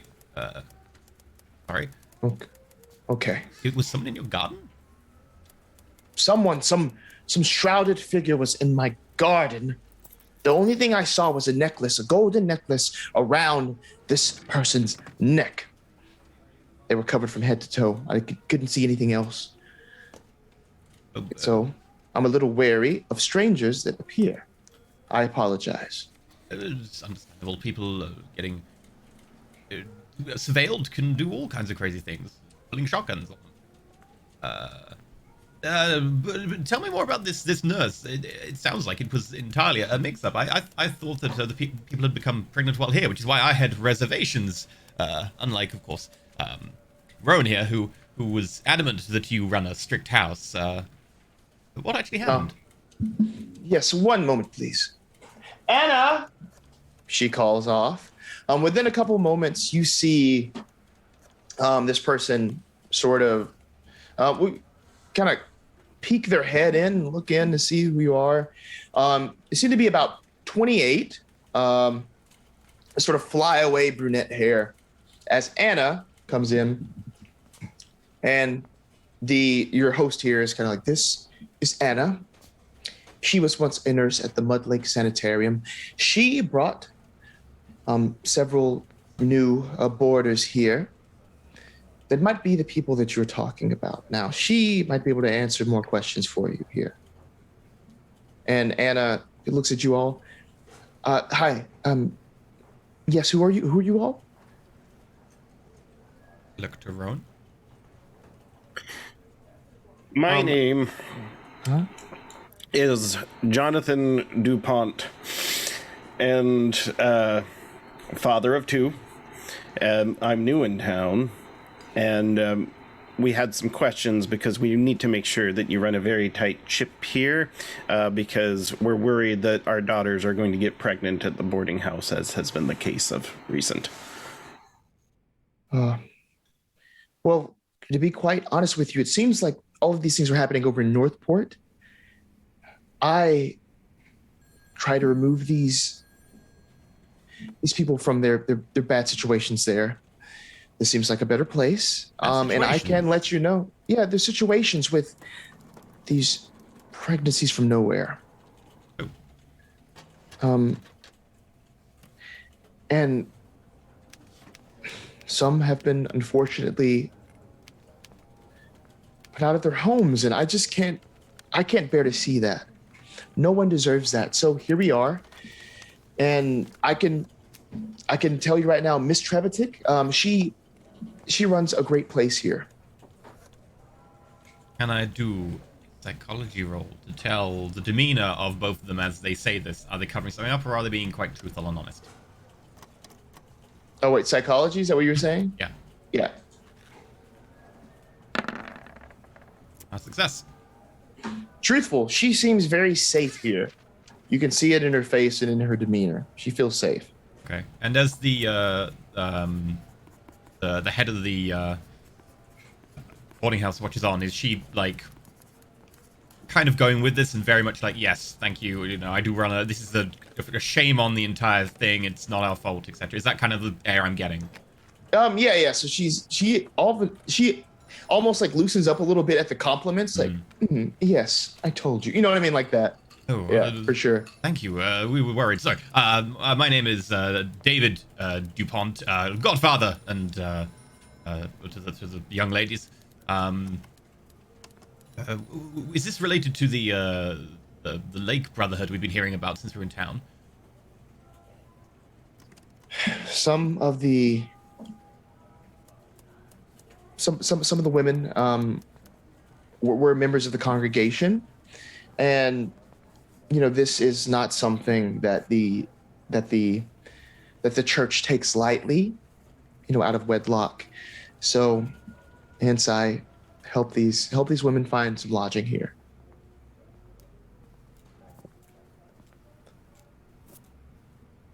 You know, just come inside here.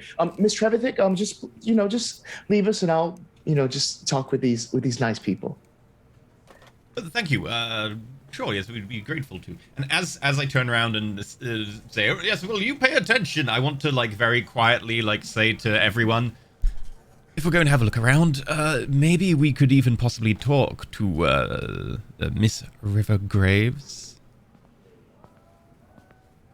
Oh, we can do that. Especially the young daughters who might want to have a look around and discuss with the other women here to fit in.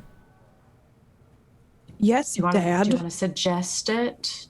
Maybe it would be best if the young women could also talk to some of the other young women here. Either it'll set them straight to understanding how terrible it would be, or they might get a better feel for the place, and obviously we want them to have friends while they're here, and under such a nice establishment. Maybe the fear of pregnancy will scare the sex out of them. Oh, You just killed me. My work here is done. Because I'm like, I keep shooting myself in the foot today. I gotta be careful when I talk. But now we can scare the sex out of our daughters. Let's do it. Oh my god! I feel like this episode is gonna be called celibacy, or like a case for celibacy, like A case unbelievable. to never talk to your dads again. Oh my god! About the wonders of growing up. Okay, yeah. Well, I guess Ruby and I will see if we can find some of the girls, or I guess they'll lead us to them. Like, how's that gonna work? yeah. So as you go inside, I mean, there's like people here, you know, just kind of hanging out, chilling, going about their days just within this boarding house.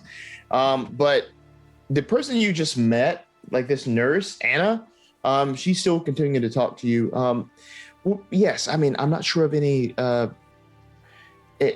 exactly what's going on there. But, you know, I'm a nurse. I worked at the Mud Lake Sanitarium. That's a place where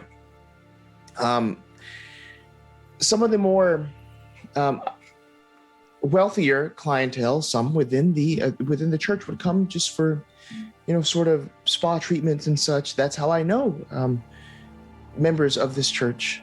I'm not a member myself, but that's sort of my entry point.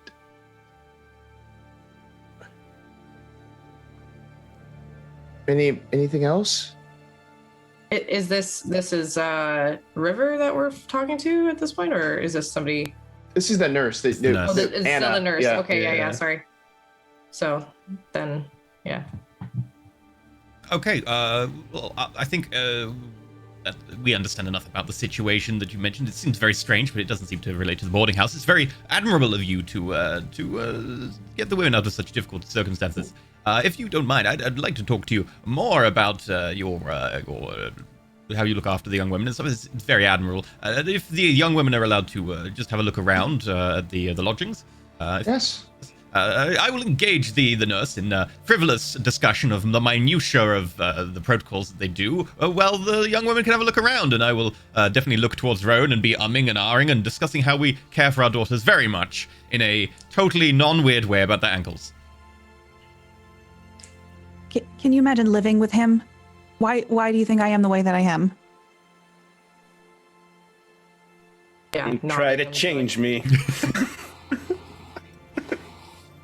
I bet you all don't even make your own cheese here, do you?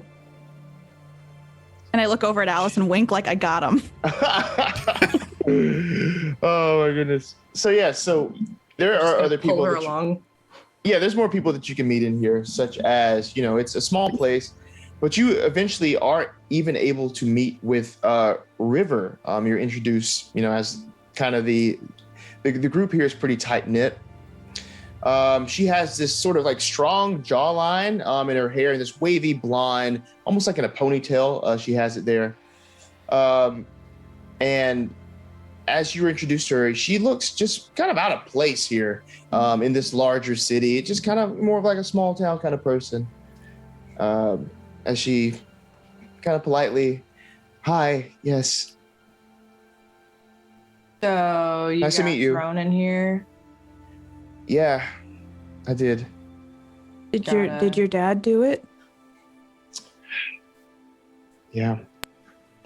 I, met up with Anna, and she, brought me here, and it's been okay for now. It is what it is. And I just point to her stomach and I'm like,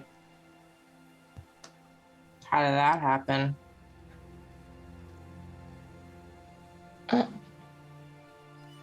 It just happened. Did you meet someone?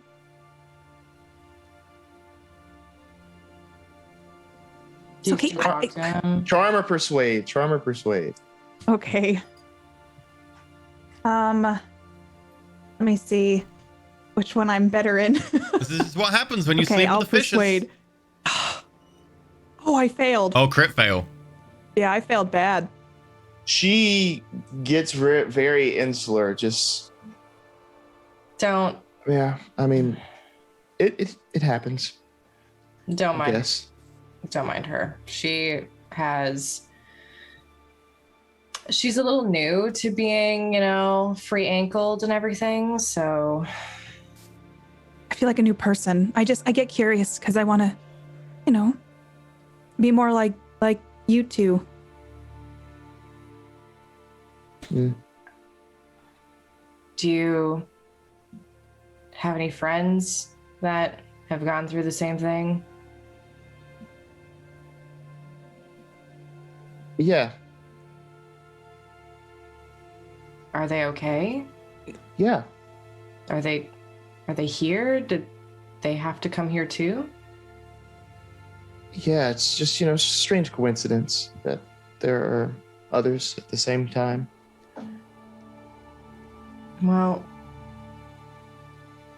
I mean, were you all hanging out together? Like, maybe it could have been something.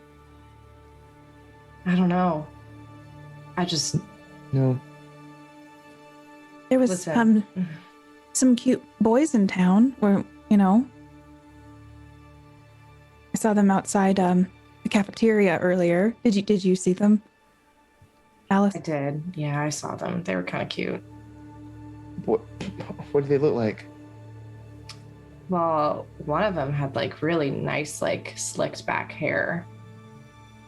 Really cool. Like big eyebrows. Mhm. So trendy in the city right now. And his friend. It was a little less memorable. Yeah. It was a little bit more like scruffy, I think. Had his own little charm, I think. He had like a bowl cut. Bowl cut, that was it. Yeah. They were here in the city? Oh yeah, we saw them like right outside the cafe. Do you know Nathaniel and James. Yes, I do know them. friends of yours?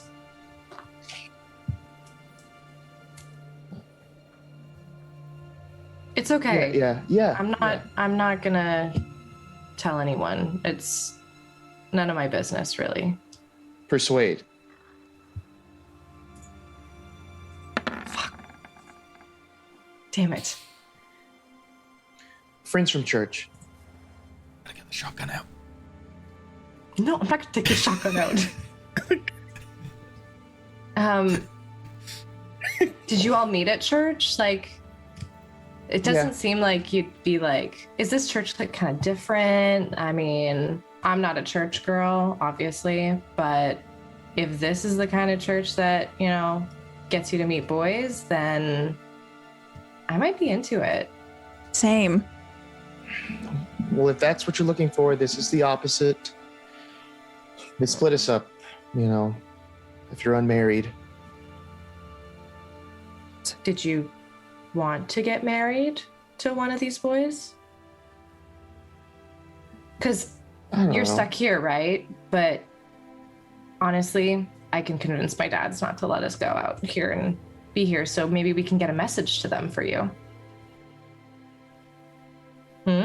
Persuade with a bonus die. Do I still do the bonus die? Yeah, If if you would it's- like to. Could get Typically better. It can't get better. I didn't realize it could go down, but that's okay. Yeah, it's a 44, so that's still a success. Okay, cool. So with that success, please, yes. If you see them again, tell Nathaniel that I'm here at this boarding house. You think he's looking for you? He has to be. If he's all the way here, he has to be looking for me. He's the father of my child.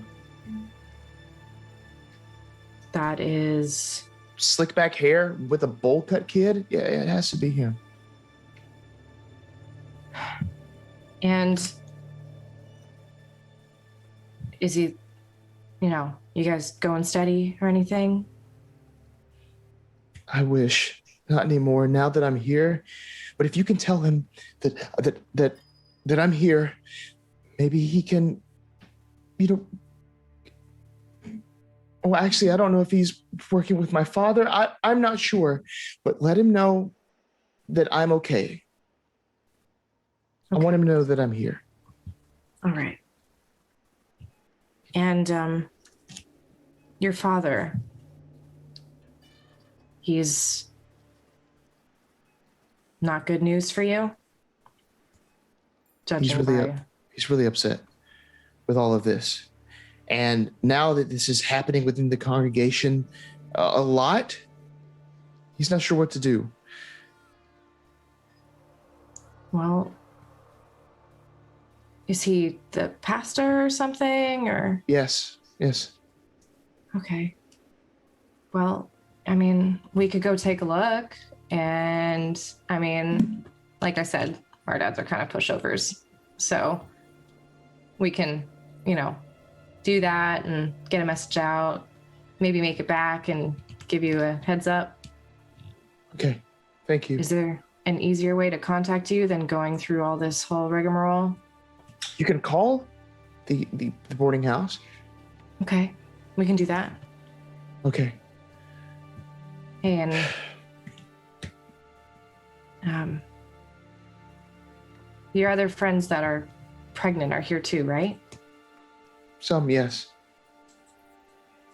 They're around. You guys didn't go for like a swim or anything together, or baptism? No, Okay. not together.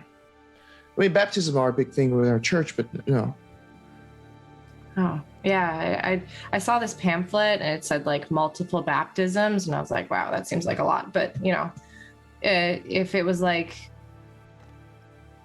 if you all got baptized at the same time, maybe it's like a miracle of the church or something.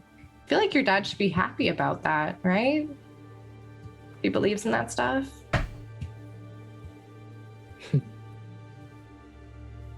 I wish. It's just, if you see Nathaniel, just let him know that I'm okay.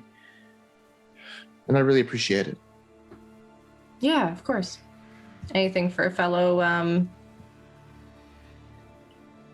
gal in the city. Elsewhere, Rowan and the professor, as you're still going on this sort of informational meeting here about the boarding house, is there anything else you would like to do before departing? Are you leaving your companions here?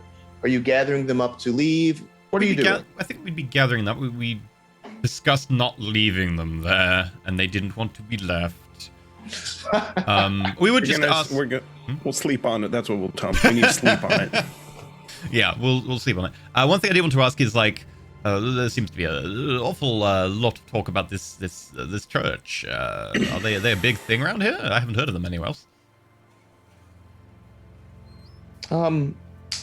They are. They pretty much run Northport. It's kind of strange, but they're revitalizing the town. That's a good thing. Yes. Maybe. They give a lot of business to the sanitarium. Oh, okay. Well, it's very healthy, both spiritually and mentally. Maybe is maybe a good thing. Maybe so. Well, if there's anything else you need from me, I'm around here. I'd be glad to let you know anything you would like to know. Oh, it would be very helpful. Thank you. I understand it can be difficult in a position like yours with this somewhat pressurized society with Northport being the way it is. But you've done well by the girls. Thank you. Outside, a figure shifts to spy on the situation as a gold necklace glistens,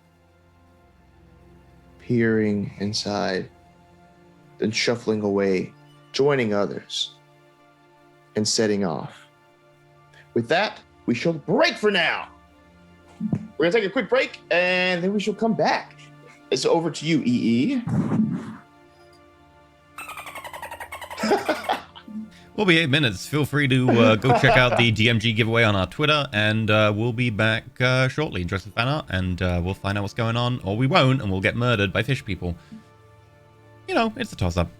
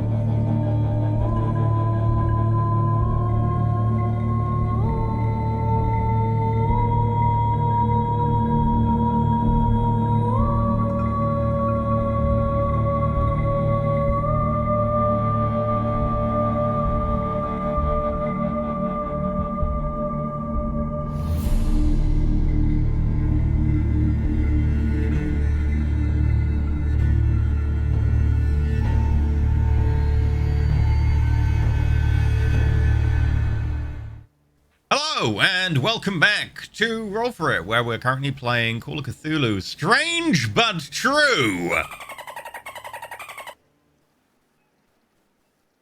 There we go, that's it. Anyway, we're going to hand you back over to London so we can find out all about how baby is made. Oh, you give me the worst handoffs. That's terrible. Okay, anyway. How to get pregnant. We begin with our traveling party here, the investigators from Strange But True, on their way to Northport. They are going to the Mud Lake Sanitarium, this sort of upscale place where people are coming for these like medical treatments, for these sort of like spa things. It's very luxurious. And now our investigators are going to see it first hand. You know what? I'll even show you like a little picture of, you can get this in your mind, of kind of what the grounds look like. But as you can see, it's like this, the main house there is this sort of Baroque style, large building that kind of almost wraps around. It is the social center of this complex here. There are two other buildings, less impressive, but still, you know, pretty grand. They sit along the edge of Mud Lake, which is right behind there. As you come to the grounds, you can hear the water sort of, you know, sloshing back behind this place as the green grounds just, you know, smells freshly trimmed.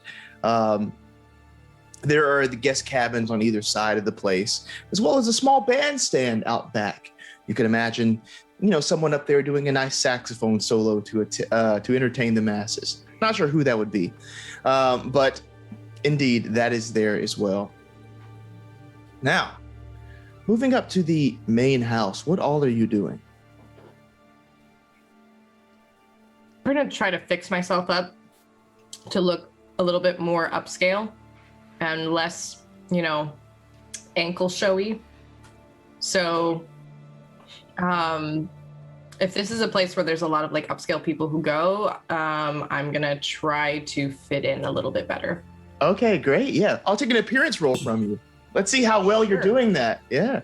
Appearance. Ooh, I got a success. Almost a hard success. You fine, like you fit right in. Like nobody would think twice that you belong here. You know what I mean? Like you're wearing the finest, sort of your finest that you brought, you know, from New York City. You might even be a bit above the people that are here, you know, just from your normal locale as you're there, looking very nice. These will be my entourage, I guess. Now, how does everybody else look? Are you equally dressed like this? If so, we'll do an appearance roll and just see how good that is. Ooh, what are you wearing, Professor? I'll go for kind of like a bit of a country dandy aesthetic. I'll wear the bomber jacket from my RF days, but kind of loosely open buttoned. My waistcoat, but I'll open an extra button. I'll loosely have the cravat just kind of hanging open a bit. And I'll put the hat on at a slightly jauntier angle. All right. Am I doing this right? The hat feels crooked. It's very strange. Yes, that's the style. Leave it like that. Okay, if you say so. So I see that Ruby has a failed roll here. Listen, the glove just doesn't match the outfit. The glove is standing out. Yeah. It's the thing. You might be okay, but that glove looks a little ratty. And it's kind of taking a few points off of your appearance there. I feel like it's I also like probably like the ankles being free, but there's like crumpled up wool socks on my shoes. And just, I probably didn't change much from coming from the boarding school. And now my gloves just add to the aesthetic. I'm disheveled and I feel like, oh, I'm trendy, but it's not. And you're not alone here, Rowan. Rowan, I have an 80 in appearance, but rolled a 92. What's the deal here? Like, why aren't you guys put together today, rolling up to this sanitarium? All right. Never trust someone who wears their glasses like this. Yeah, so I think everything backfired. I think it's one of those things I had, what with all the talk of Gatsby, I had like the white tux with the gold vest and the blue shirt ready to go. But as soon as I pulled them up, my pants just split. Nona's cooking like got to me. I was just like, damn, I can't wear the suit. So I'm wearing some of Rupert's clothes. And they're just kind of like dangling off of me. They're like oversized. So like, it looks like I'm wearing my dad's clothes. Like, you look stunning, Oldsham. Is this suits you? little short for a British fighter pilot. I never said I was a fighter pilot. Eh. Well, short for, well, just those clothes. We'd have to take them in almost, you'd make another set of clothes from that. Or parachute. Or parachute. Aerial survey was what I did. The archaeology background. Maybe we should look like we're bringing them as our guests because we feel like maybe they need it. Yeah, that's what I was you thinking. know? Yeah. They definitely need they're burned out from all of their work.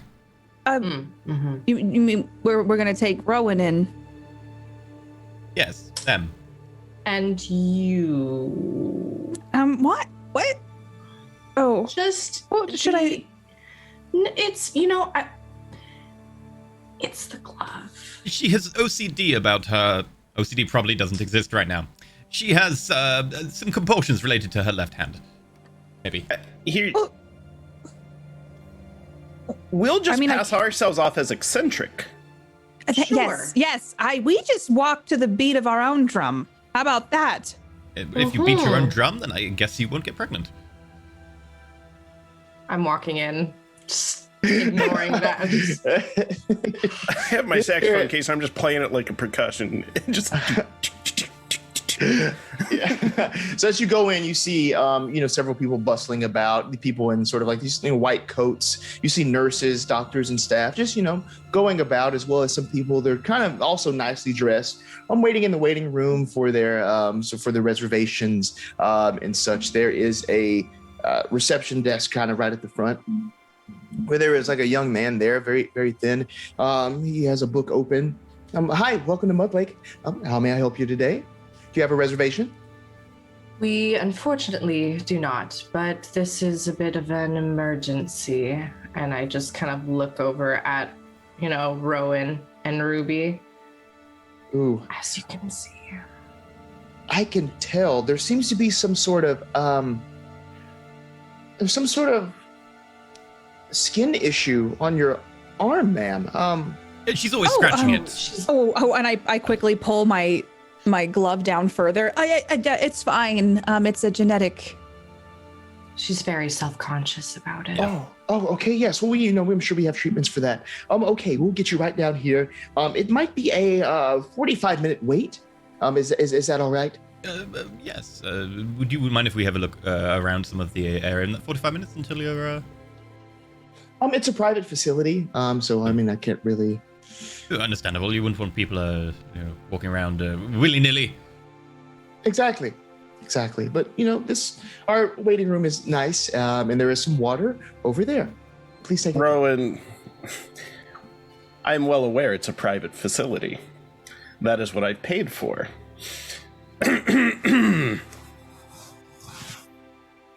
Oh. You don't recognize me? It's the outfit. He works very hard, and we try to keep him a little bit more undercover. Who is this? A famous jazz musician. You haven't Haven't seen heard him of before. Gatsby? Gatsby. The name rings a bell. Gatsby. You seem really nice, but for the amount that I paid in advance, we're allowed to have a little looky-loo. Is he Rowan Gatsby? Rowan Gatsby. The Great? The book was written. Rowan Gatsby. So I'll take a fast talk roll from Rowan with a bonus die since everybody is helping this. Yeah. And the I Great was hoping I'd Gatsby get one. rings a bell, but not exactly what what that is. The great Rowan Gatsby, of course. Petro and Gatsby. I failed, but I get a bonus. You do. Nice. Oh! Oh. For the MP3, that took it from an 87 versus 60 to a 37. Yeah. So he says, he kind of straightens himself up. Yes. Gatsby, the saxophonist. Is that right? Well, I've been known to dabble, but I'm also into textiles as well. We're quite wealthy, pay top dollar.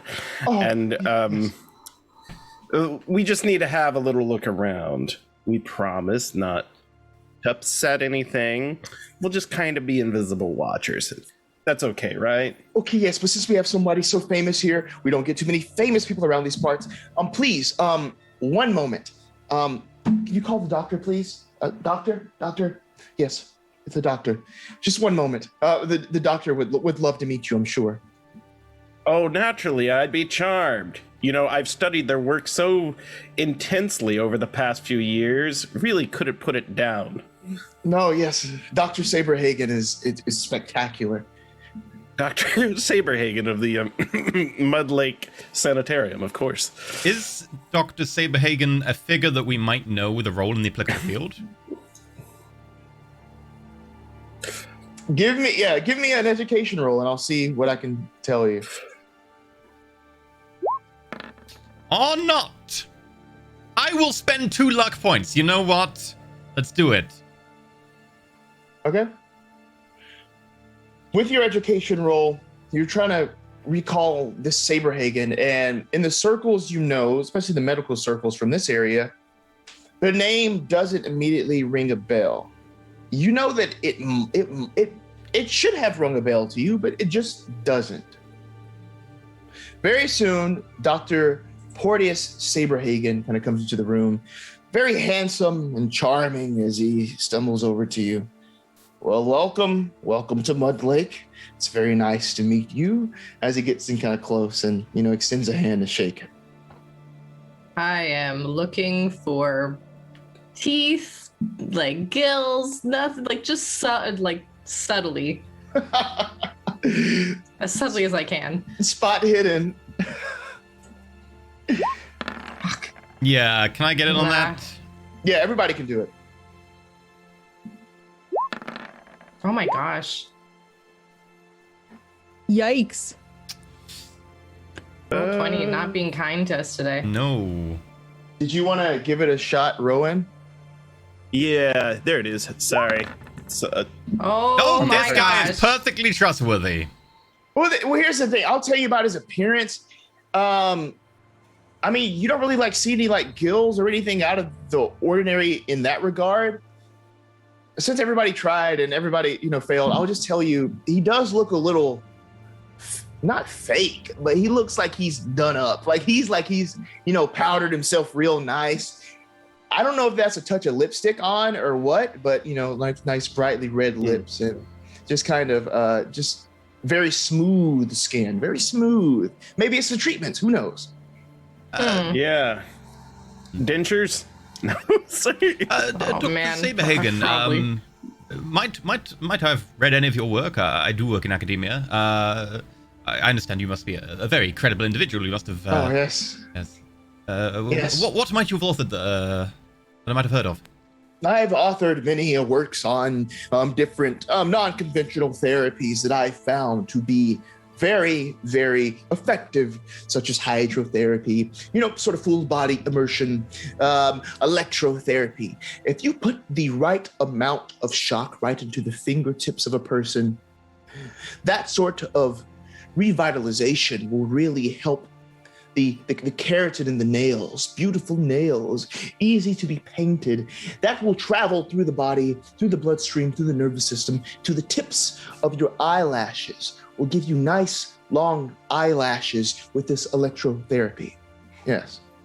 I assume that because of my education role, all of that, none of it rings any bells whatsoever. No. Okay. Yes. If you turn it up a little bit, it might even make its way to your eyebrows. Turn it up a little bit more, it gets dangerous in that sort of area. Full hair growth, luscious locks. Well, I suppose it could be very good in preventing balding. Yes, yes. That is the electrotherapy for sure. And the hydrotherapy. The hydrotherapy, good for your skin. Yes, smooth skin, free of fine lines and wrinkles. Very much so. I take part in it myself. I can tell what glowing skin you do have. Thank you. Oh. Do you have anything to help with fertility? Fertility. Oh, yes, indeed. A great back massage is great for fertility, indeed. One of those? Yes. So deep tissue allows the circulation to flow. Yes. Okay. Good for all. I think we're covered. Yes. Do I get any fishy vibes from him? Like, because I'm. You're not fishy. I guess I'm not. Yeah. Yeah, You're a you're normal completely person. suppressed. I'm a normal person. I'm depressed now. Maybe if you were still fishy, maybe. Does he look like he has porpoise skin? And is his name Porteous? His name is. Oh my gosh. I'm sorry. His name is Porteous Saberhagen. The bipedal porpoise person. Oh no! Oh my god. Porpoise Saberhagen, the bipedal porpoise person. Oh my gosh. That's hilarious. I feel like I would ask him, are you from these parts or did you move here? Oh, I moved here from the East Coast. Oh, where? I'm from the East Coast too. Oh, really? I'm from the Boston area. Oh, what city? Boston. Oh, Boston, Massachusetts. yes. Sorry. I was trying to coax out in Smith, but yes, Boston's great. Oh, sorry. I clearly need to be here for some spa treatment. It's been a bit stressful. Yes. And very soon I'm coming out with my own line of specialty made makeup and cosmetics. Can I psychology him? Hmm? I cannot psychology him. Well, what I'll tell you is it looks like he might be caked in this makeup himself. Like it's almost thick. The more you look at him, he's just like thickly caked on makeup. And what is the basis for the makeup? Is it also good for the skin? It is. It's with the clays and muds. We reduce this down very fine in our own labs. Compression, which makes these little minerals very small. This spreading on the skin allows for deep moisturization, deep revitalization, and a very smooth, even coating. Excellent. Very good. Would you mind showing us then a little bit around? We've paid very good money, and especially with such a distinguished guest. I would love to do that personally, but my staff is well trained. They'll be able to do that for you. I must attend to my duties. Might I ask one more thing? Yes, go ahead. One moment. Elizabeth, where did Mark go? Mark? A break? Excuse me one moment. I'll come back and answer your question. He just took a break. Yes, half an hour ago. Listen, I don't pay him for this. If he does this again, I will wring his neck. He'll be out of here. I can replace him by tomorrow. Okay, yes. What was your question?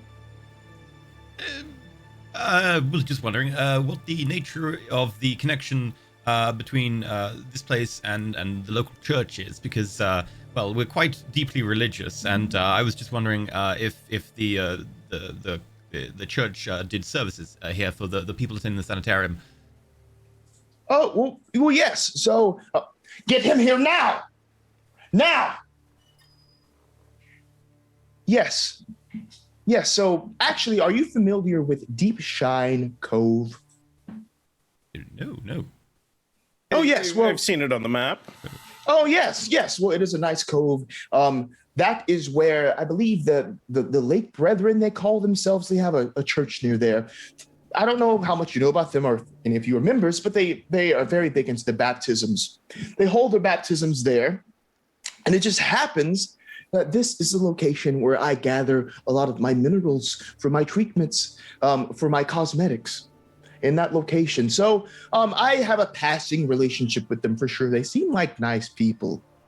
Pastor Graves is the lead pastor there. Very big, very strong man. He seems to be a nice guy, but that's my only. Does he let you collect all the minerals you want from there? Yes, indeed, yes. So it's a deep sort of cove there with nice sort of rock formations and everything, Sounds rich lovely. in minerals. Yes, it's very. Where were you? No, excuse me. No problem. You're gonna show these people around, okay? We will talk about this later. Excuse me. This is Mark. He'll show you around today. Hi, Mark. Does he provide you the minerals himself, or do you go personally to collect them? Because it seems like you're a very busy person. I am. So I delegate, of course. My team goes and collects these things. But, of course, I can have a minute to meet such a famous, great musician. Gatsby it is? Yes. Oh, yes, He's thinking of his next song. It would be a pleasure for you to write that on our grounds here at the Mud Lake. That's why I came here. I want to produce the entire record here at the Mud Lake Sanitarium. And one hears such beautiful words like mud and lake together, practically writes itself. What was it again? Was it the fish magic woman? There's a fish magic woman. It was a demon salmon woman, but it's being workshopped. It's a demon salmon woman. Yes. Oh. She's trying to make a fishy out of me. Dum, dum. Do you have any samples of that makeup that I maybe could try? None readily available at the moment here, but take your treatments and we'll see if we can get some to you, get some cooked up for you. Oh, that would be wonderful. Yes, a nice foundation and the powder and the highlight, the shadow. Yes, we have it all. Okay. Yes. Because when he explained it, I think Ruby's thinking, oh, well, it sounds like it's a hydrating kind of seal that they're putting on themselves, but also I want to use it on my hand so that maybe I don't have to wear a glove anymore. Ah. Dude, he is like, don't do that.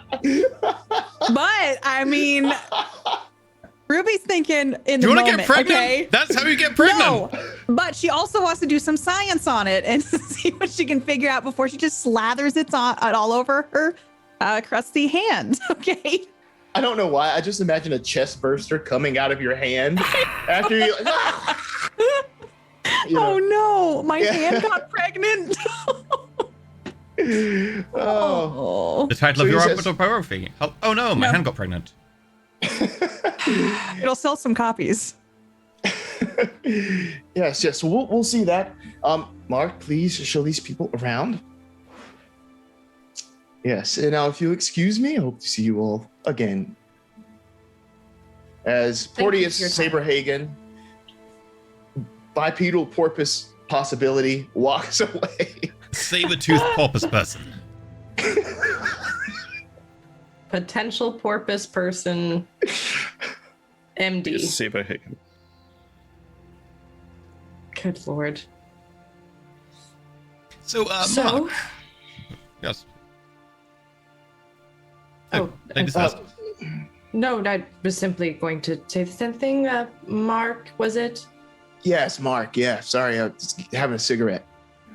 That's all right. I myself am quite the fan. Show us around, won't you?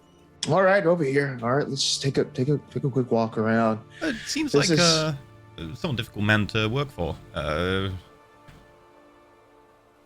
He could have you replaced by tomorrow, he said. Yeah, he does that. He flips like a switch. One moment he's all sunshine and rainbows. The next moment he'll try to bite your head off. Do you think it's related to maybe just overwork? Has he changed in the last few years he's been here? Change? Nah, he's always seemed the same. He's always Okay. put together, if that makes sense. Oh, but that's Dr. Saberhagen. How long All right. have you been working here? I've been here for probably about a year at this point. A year. Yeah. Mm. Anyone And- been here longer? The people that have been here the longest is Dr. Saberhagen and Dr. Shelby. They founded the place. Once the clientele sort of, built up, more people were hired from the community and we came in. There's other doctors. There's Dr. Gray. There's Dr. Yetta. Those are the only other two doctors that have been kind of added on. And Does he always talk to you that way? He talks to everyone that way once he gets angry. Nobody likes him when he's angry. I wouldn't be surprised. He seems like quite the terrible person to cross. And he says he gets the minerals from the same place that the church happens to be, around that cove. Yeah, I believe so. Here, right this way. As he leads you down the hallway, he just kind of gives you this sort of cursory glance at these different little offices and rooms. As he opens up into one room, you can see this expensive looking desk in this consultation room. Mahogany. It's made of mahogany. There's these leather chairs there at the side. There's these medical instruments and anatomical models scattered all around both rooms that you see. May I have a spot hidden roll or a medicine roll from anyone? Ooh. I will do. Hard success, spot hidden. Okay. Yeah. Ooh. Hard success for me as well. I won't roll since they did so well. I guess, okay. Do you want to Okay. do a medical one? I already rolled it. Can I do a medicine even though I have a 1 in that and it's probably very unlikely? I mean, you But I could always kinda luck. I have 33 luck left and I started with 37. Okay. Well, we have two hard successes here. I was looking for a hard success in spot hidden or Okay. a regular success in medicine. Mm, So- okay. Rupert James Harrington, Smythe, and Alice Nichols, you can kind of tell me how you might know this, but as you're looking in these examination rooms at the things that are there, at the equipment, you're noticing that the things that are there are not all correctly assembled. The anatomical models aren't right. The instruments seem to be just not used at all, or perhaps everything just seems to be out of order, as if they were amateurishly placed there. In each sort of consultation room you look in, the furniture's fine, the environs are fine, but the medical instruments, and the models. It's Who like made if someone these? with no training put it together. Who made these models? These anatomical models? I mean, they were put together by the doctors. They've been here longer than I have. Yeah. This one's put together a little incorrectly. The fibula goes there, and the tibia goes on the front, and the femur connection, it should be the patella's upside down. Upside down. I mean, let me take a look. And his eyes squint. That's right. I mean, even I know that. How can they make that mistake? Has someone been messing with these models? No, it. Now that I think about it, it's been like this. I just never. Do you Thought to use really these look into it. consultation rooms very much? It seems pretty unused. Yeah, they use them all the time. You know what? I'll get the doctor to rearrange this, or we'll Oh, rearrange it's fine. it. I or wouldn't want to something. mention it and get you in trouble or anything. You probably shouldn't mention it. We can always bring it up with someone else ourselves and avoid the ire coming back on you. I know that you were getting a bit of an earful earlier. Okay, yeah. Why is it so quiet? I expect to see more people. I mean, we've been a little quiet recently. Some of our regular clientele has kind of like stopped showing up. I'm not quite sure why, but a lot of the people. Oh, is it all the pregnancies I heard about? Pregnancies? I heard a lot of people getting pregnant. Rupert. Sorry, we don't talk about this, do we? Oh my don't know goodness. anything about that. You haven't heard? No. I suppose the cat's out of the bag. A lot of our friends who came here stopped coming because they got pregnant. You don't happen to know anything about any recent people? Let me see. Oh, maybe a Marjorie Donald? Oh, Marge! Oh, it's such a shame what happened to her. Well, pregnant at 42. Yes. And her and her Interesting. husband hadn't... Well, Wow. seen each other. Flame died in that marriage decades ago.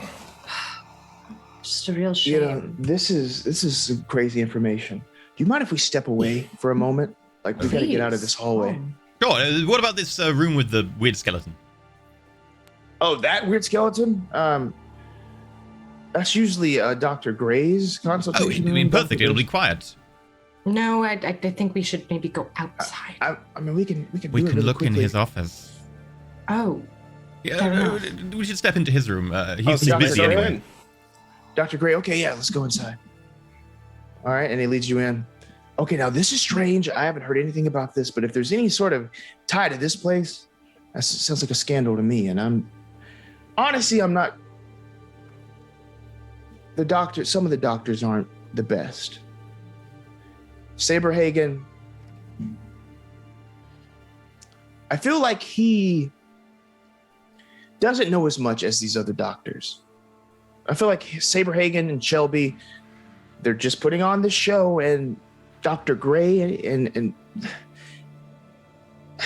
Dr. Yetta, they pretty much do all the work around here. And I want to You towards the didn't hear that desk from and me. have a quick glance towards the desk and like any paperwork and stuff on it and see if it is actually used and so on. Okay, give me a spot hidden roll.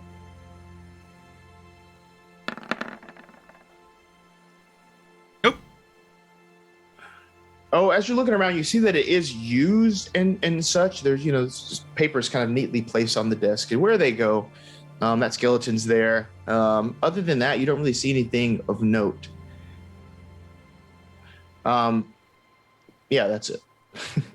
Can I look around? I want to check out the skeleton, but also if I notice anything fishy around the room.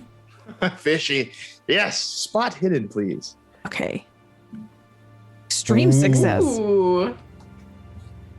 Oh, so what you didn't notice immediately in walking into this room, there is sort of like a corner that breaks around. And as you step over to that corner, you see there's like a small lab area back here. So like examination room, lab area of sorts.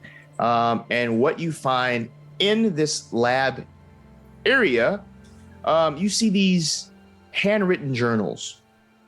You also see sort of like the ceramic container. What do you do? I'm going to head over there. I'd probably look over my shoulder and gesture to everybody like, hey, there's something over here, if they would look at me. I make hand motions towards the two talkiest to just kind of like... I'll continue talking to Mark to keep him occupied while they go check it out. Yeah. It's it is what it is. But they pay the bills. I'll take it. Listen, it's their business. You know what? If they want to slack off, they can. It's their place. Then their name's on the place. All right. Hey, Mark. Yeah.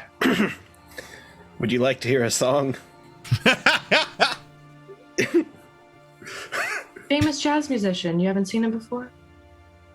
Actually, I would. You want to go to the bandstand out back? Let's do that. What a I'm gonna pull out great my idea. saxophone Cassandra. Oh, that thing's nice. Let's go. Woo! And also, if you like smoking, got some of them jazz cigarettes too. Oh yeah, jazz cigarettes. I'll take them. Yeah, let's go. Let's go. All right. All right. As he tries to rush out of the room with the Great Gatsby. Are you going too, Professor? Or Rupert wait, is who is back? staying. No, I'll go. I'll go with them. Okay. Yeah, I would stay and head towards that ceramic. Okay, cool. So Alice and Rowan are headed to the bandstand out back. As you set up to get started, give me that what is that? Your saxophone roll, please. Oh, I finally get to use it. Sax them real Nice. good. Saxophone. Oh! Extreme success. Woo! That is the sax. Noted. Meanwhile, in this sort of side laboratory, what are you doing? You have these journals here. You have this sort of ceramic container. A ceramic container, What's the is plan? it like a modern 1920 ceramic container or like an ancient ceramic container? Modern 1920s. Well, you said there's journals, handwritten journals. Mm-hmm. How do you, is it just like a jar where you can open up the lid? Can I, You could, yeah. I'm going to walk over to it. And if there's any journal next to it, before I even attempt to open something like this, I want to look in the journal to see if there's any indication what might be in this. So as you open up that journal and give it sort of like a scan looking through, mostly these journals center on Gray's efforts to utilize biological agents, as Gray calls them, in special hydrotherapy procedures. I would relay that to Rupert and just kind of like call him and over see if so he there's a can list read of with me. patients. Okay, this is really interesting though. I'm gonna open up the top of the lid. Okay, the lid, this way, kind of pops off there. What you see inside is this oily, almost blue tinted residue inside. There's not really much in there other than the residue of this that's kind of on the side of this empty jar. What are you doing? Why would you open that? Look don't even- inside.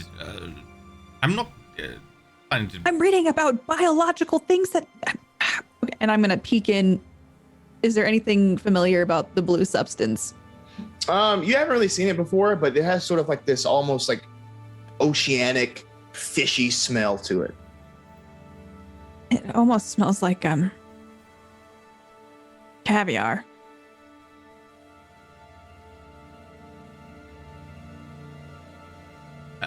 Well, I think we don't need toast for this. Wonder if there's a way to. Is there any like test tubes or something around here, or wherever we can take a sample in? There is a microscope here. Okay. How is my science? What would that be? Natural world? I have a 30. It would be like, I would give you stuff. It was like if you specifically had anything in like biology. But for this, I'll say intelligence instead to really operate this microscope and get a good look at it. Do you want to do the honors then? Since you're, I guess we might as well see what this is. It could just be some pond water. I don't know, or I'll you know, from that mud area that they were talking about. set some to a side and ladies first.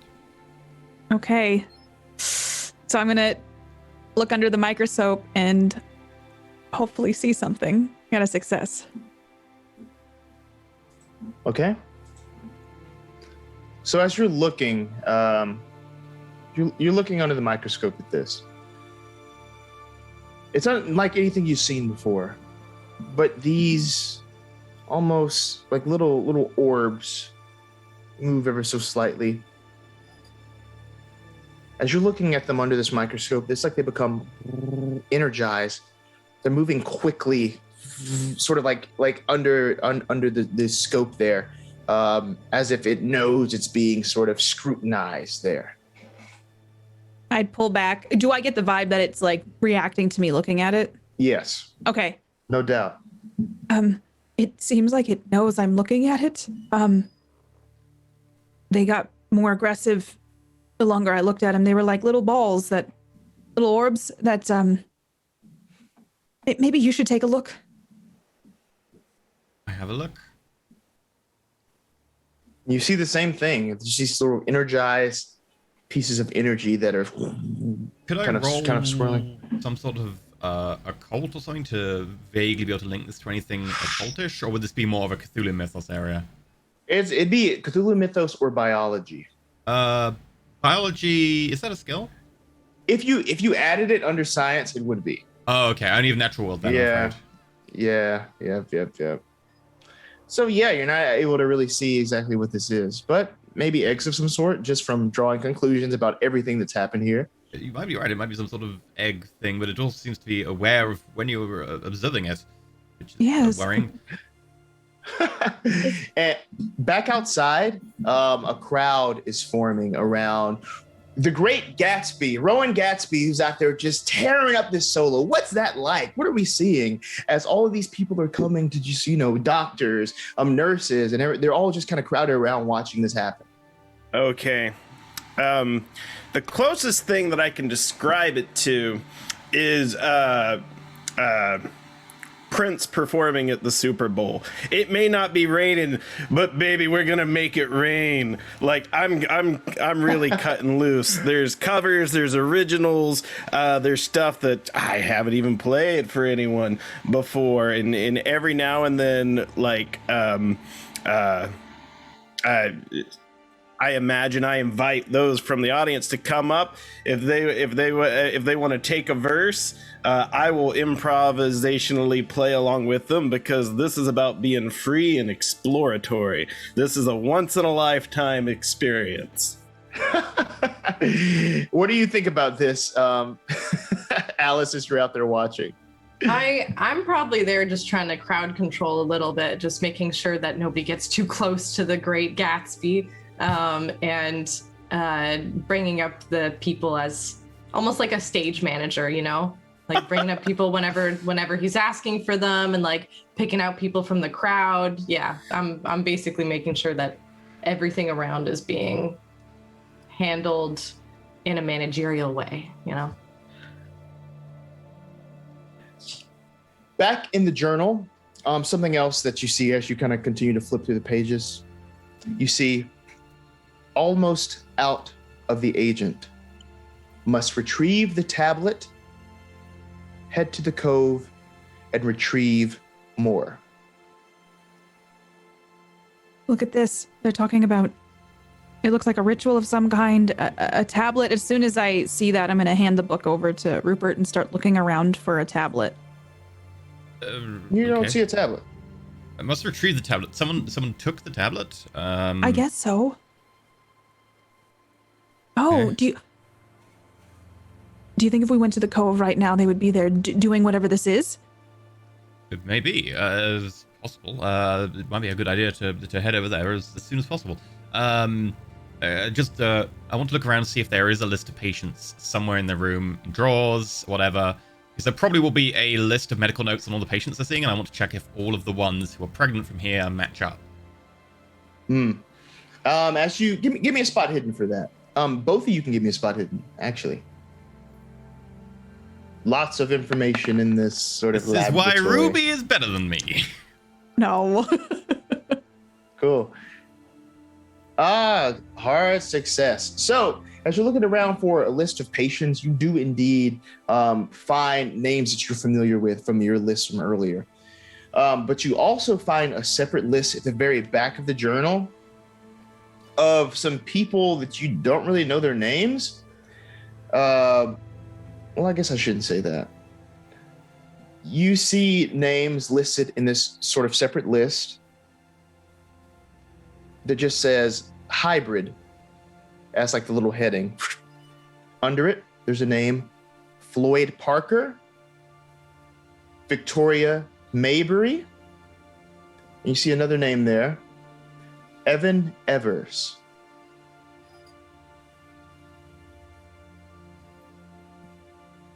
Was Evan the one that they met earlier? Newspaper Did guy. you all mention his name? I Probably. would have. I would have, yeah, I would Okay. have assumed we'd given you the whole thing. Rupert. Yes. So like while I'm looking for this tablet, I probably find this list of patients.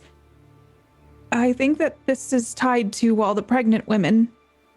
And also there's a whole list of hybrids.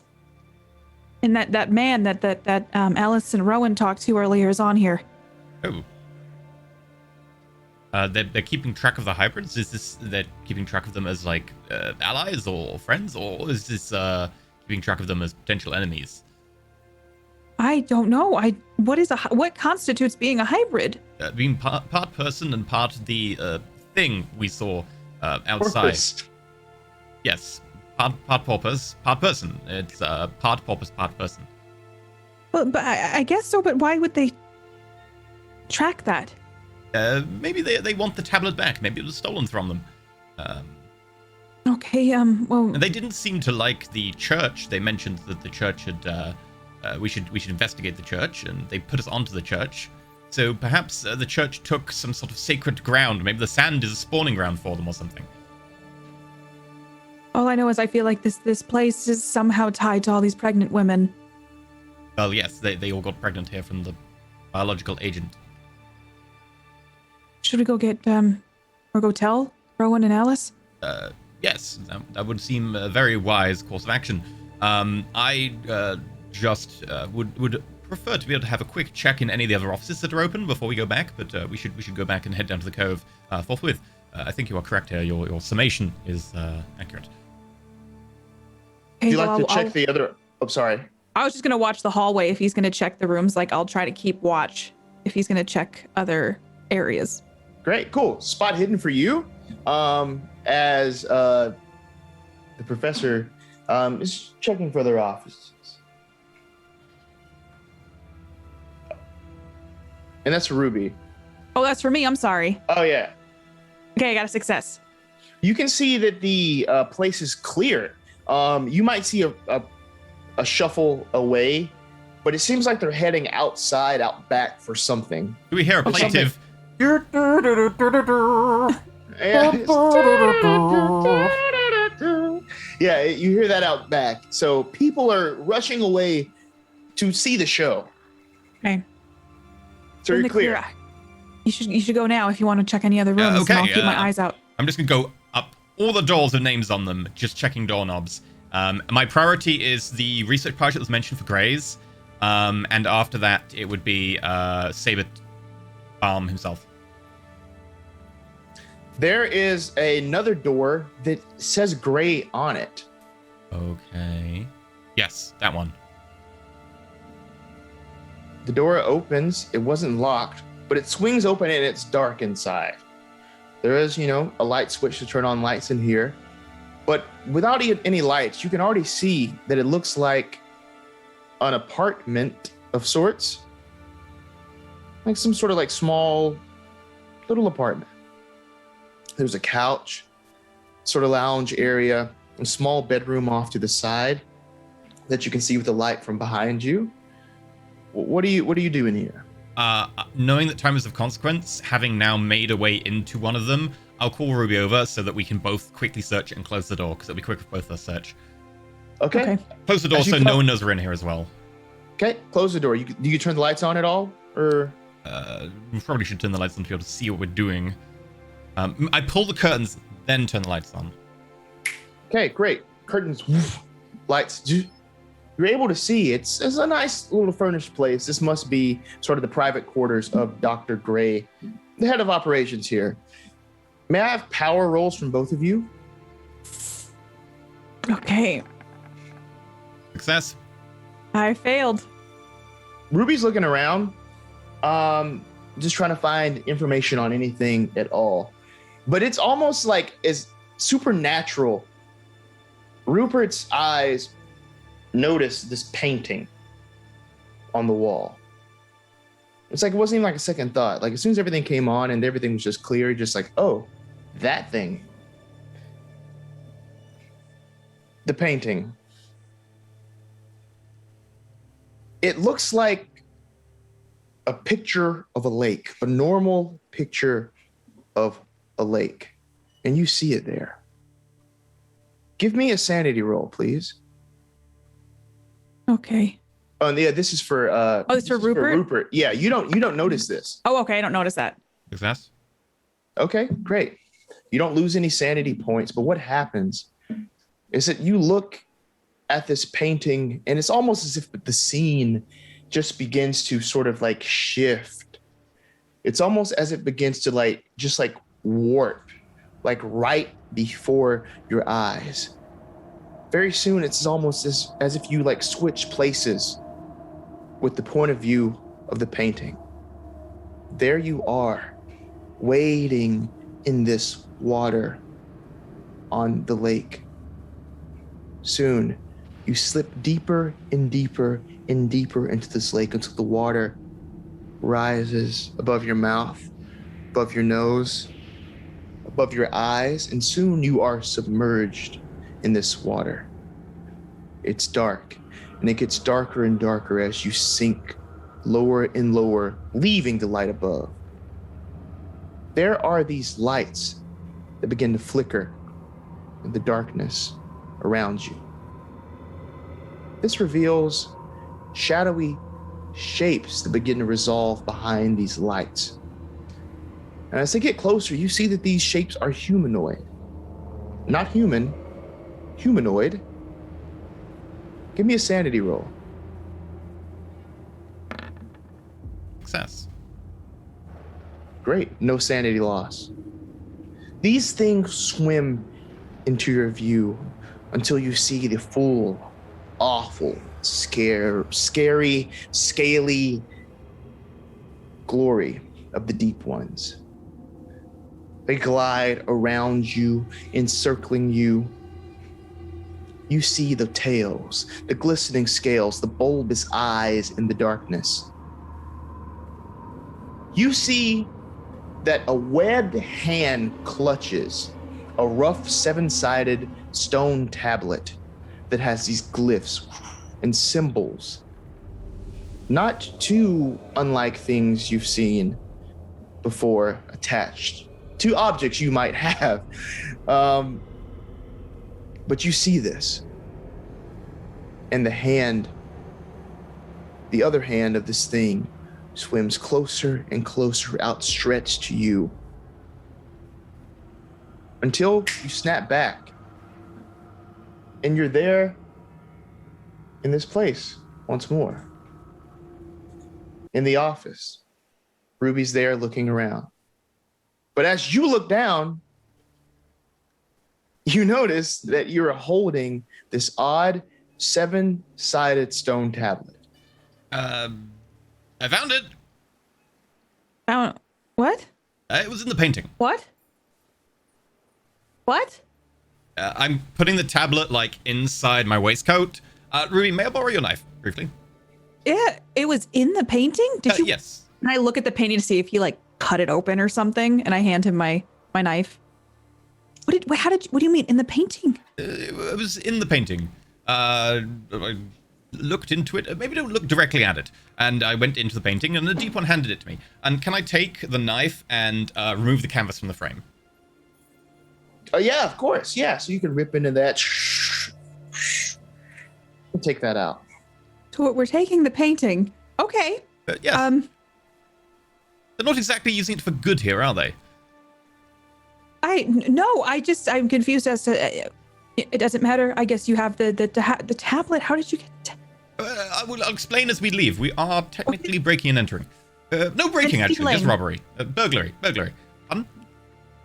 We're stealing too. Just stay. Okay, let's just. I don't want to get caught, so we should probably just go. Yes, that seems like a wise idea. Okay. I will. Magic painting, magic tablet. Done. Mission accomplished. Let's get out of here and stop women becoming pregnant. Okay. Can I listen at the door to see if I hear anybody in the hallway? Ooh, listen roll, please. Okay. Failure. May I attempt it? You can try. I will But fail. Ruby doesn't hear anyone. I succeeded! Ooh. You hear heavy footsteps sort of going past the door. Past the door. Past the door. Okay. They get fainter and fainter and fainter, and soon they taper off. Okay, go. Go. Okay. And I'd open the door and step out into the hallway. Cool. Yeah, so you step out into the hallway. It's clear for now. You got to get outside. You got to get to your friends. Back outside, Mark is just like, whoa, oh yeah. You know what I mean? So dexterity roll for the professor and Ruby if you're trying to get back there. Okay. Hard six. Oh! Extreme success. Like you just you got the tablet, you got the painting, y'all are out of there as you wrap around the back to the bandstand where you can see this crowd of people that have come here for their therapies and such, and the doctors are now on break. Several people are smoking cigarettes. You know, they're having their break now as Rowan still is just playing a sweet saxophone Knowing solo up top. Rowan is definitely into his thing, and there's no point even trying to signal him, and seeing Alice being the manager, I kind of like give Alice the nod that we're done. We're like, And then I'll look over at Rowan, just kind of like tap the stage and just do like a little wrap up signal. Yeah, it's one of those things. I'm gonna look out at the crowd. I know that I'm gonna have them in the palm of my hand. I'm gonna be like, "Thank you, Mud Lake, and good night." Then just let one long sustained note as I'm gonna kind of like James Brown collapse off the stage. Maybe come back, hit one last note, then get out of there. Cool, and they're all applauding with that role you made. That they're captivated, like they're not working, they're not inside. They're even you see the doctor like wiping away a tear. That was beautiful. Whoo-wee. Indeed. What's the move now? I think we gotta go. I think we should go. That was a great show. it was a great Rowan? show. I loved every second of it that I was here, which was all of it. Yeah, we should probably go. They'll need to fill us in on everything. So we'll head back to the lobby, I guess, right? For now. Yes. We will retire to consider our options. Thank you very much. It's been lovely. We should go. Yes, it got church tonight. Got to get to church. Yeah, nobody's really paying much attention anymore. They're still just like talking amongst themselves. So you're able to slip away. As soon as we're slipped away, I go, Ruby, do you want to explain what we found in the first room? There was a jar of vibrating fish eggs, I think, and they needed to get more of them because they were running low. There was a list of all the pregnant patients, all the patients, and a lot of the pregnant patients were on that list, plus a hybrid list. And your boy from the newspaper, Evan Evers, was that his name? And he was on the list. And then it said that they needed a special tablet to go get more of these. It's blue goo. That's pretty much what it was, right, Rupert? Yes. They said they needed the tablet to do the ritual, and they gathered the blue goo from the cove, right? Yes. Right. Then we went into another room, and I entered a painting, met some deep ones. They handed me a tablet, and then I got out of the painting, and I had the tablet, and I held up the tablet, and also I took the painting just in case, and I hold up the painting, closed. Yes, he went inside of a painting, apparently. So he stole the painting and the tablet was behind it then? No, I went into the painting. It was underwater, it was dark, I was sinking, and then there were deep ones, and the deep ones came to me, and one of them gave me a tablet, and then I had a tablet in my hand. May I examine the tablet with an occult roll, if you don't mind? Yes, you may. Don't fail me now, occult. That fails me now, occult. Can I try it? Yeah, if anybody want to give me an occult or an intelligence. Oh, I'm gonna try it. Nope. Okay. Nope. Anybody else? Yeah, I'll give it a shot. Okay. If Mine's I an intelligence roll. Mm-hmm. if I use the coin I've got and some of the deep one stuff I've got already as a cipher, Yeah. would I get a bonus dice? That's a good point. You raise a good point, sir. I'll allow it. I'll allow it. So bonus that, and I'll give different information. That would give me a 51. You know what? I'm gonna spend 5 points of luck. I want to know. All right, cool. So I'll give you different information. Alice, looking, giving this a cursory glance, you're not really concerned with the runes or the inscriptions on it, but there seems to be like this land mass or this map of sorts on the back of this tablet, and it looks a lot like a claw. Like it looks a lot like a claw. You might have seen this before, maybe in relation to Deep Shine Cove, which is also kind of shaped like that. Oh, interesting. That's what you know. Ah, okay. I'll relay that to the team as well. I'll be like, kind of looks claw-like. Oh no, like, it's not crab people, is it? no. And with the occult roll, you would know that this is some sort of key, and combined with the information of the biological agent, this thing in conjunction with that location is able to spawn these seeds. This is the key that makes more in that location. Oh, this key unlocks more in that location. It's a spawning summoning ritual. Those little caviar. The blue caviar. So you're saying we can make more deep ones with this at that particular location? We can make and more blue things, which presumably maybe they're gonna give birth to blue deep ones. goo. Yes. Ugh.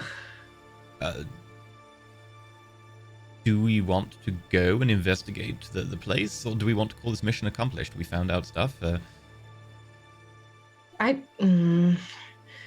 Maybe we take a quick look at the cove. Just a quick one. Okay. Can I have a luck roll from everyone? Yeah. Luck. Oh no. Luck be a Hard success. fish Success. tonight. Yeah. Well, it certainly looks like they weren't having failed. sex because Oh, they all had blue balls. Oh my goodness. God damn it. Not the dolphin. Okay. So 10 for me, or hard success for me. Rupert gets a success. Rowan gets a success. Ruby fails. Ruby Noted. Okay. is always Is- the luckiest here. Unlucky. Ruby is so lucky. Is- Okay, noted. Got it. Ooh, maybe we can give her a claw hand. I already have one. No, like a proper claw, not a claw. Oh, okay. Like a crab claw. What? She's not a pirate. It's like we're not gonna give her like a hook or anything. Like, Davy it seems Jones. Like a lot. Why don't we just let's go to this cove just as a quick look, get a couple pictures maybe, and then we'll get out. Okay. I'm going to put on my bomber jacket. I'm going to get my biggest textbooks and I'm going to put them inside. I'm like, no, this is where it goes dreadfully wrong. I know how far we've pushed our luck recently. All right. Hoping to get So- baptized to that cove. Following the coastline leads you to a rocky, tree-covered sort of stretch of land. It stretches out about like 2 miles into the waters of Northport Bay. Now, between those pincers on that map that you saw, and shielded by them from like the worst of like the lake's weather that, rolls in and really torments this area, is Deep Shine Cove. This is a calm place once you all arrive at it. The water here is shallow. It's shallow, so this is something that people can definitely like wade in. Perhaps this is why the church chooses it for its baptisms and such. But great stones are kind of set around the perimeter of the hollow, which forms almost like this almost half circle around. It's almost like, you know, like sort of street lights flanking a road. These rocks around here. This is scenic. Kind of a ways out into this cove, there is this dark rock, and the top of it is gouged out to form like this shallow bowl at the top, some ways out into the water. That looks like the place, maybe? Is there anyone around that we can see? Listen roll. Okay.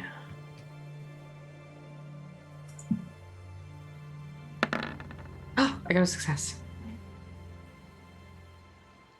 Okay, yeah, Alice for sure can hear this car engine sort of, you know, buzzing, kind of coming towards this location. It's a ways off for now, but there is a car kind of coming this way. We should get somewhere not out in the open. I can hear a car coming. Want to see who it is? We should stealth? Well, yeah, let's just... Is there, like, underbrush or, like... I hide behind a bush far too small. Well, I'll take, you know, I'll kind of compare it with the group. So if everybody would like to stealth, I'll take everybody's roles into consideration. Oh, no. We all hide behind the same bush that is too small. Start playing my saxophone behind it. Yo, whoever is in... Yeah. I need to put a sax on this in this deck so we can just like whip it out. Oh yeah. That's that in the porpoise noise are the two. And necessary, yeah. Ones. Yeah. Yeah. You see this car pull up in like this. It kind of speeds up and then parks very suddenly as this large figure gets out of it. Most definitely has Deep One heritage. You know those telltale signs, but also on top of that, he's also caked with makeup, kind of like the other doctor, as he looks around. I know they're here somewhere. A twig snaps. There. Come out! I know you're there. I can see all of you behind that one bush. I see it. Bush. Oh my gosh. Rowan I'm gonna comes out. get up. I'm gonna get up, yeah. Yeah, I come as well. He storms towards you. I was using the bathroom. Not a crime, is it? The name's Gray. Dr. Gray. I knew you were at the sanitarium. I think you might have something of mine. Your captive audience? I was shredding it out there. Mm-hmm. Don't play dumb with me. I'm not. How about you tell us what exactly you've been doing at the sanitarium? As he's like smiles with like the sharp teeth. I've been doing my job. Now I need the stone. Is I'm your not job sure. impregnating innocent women?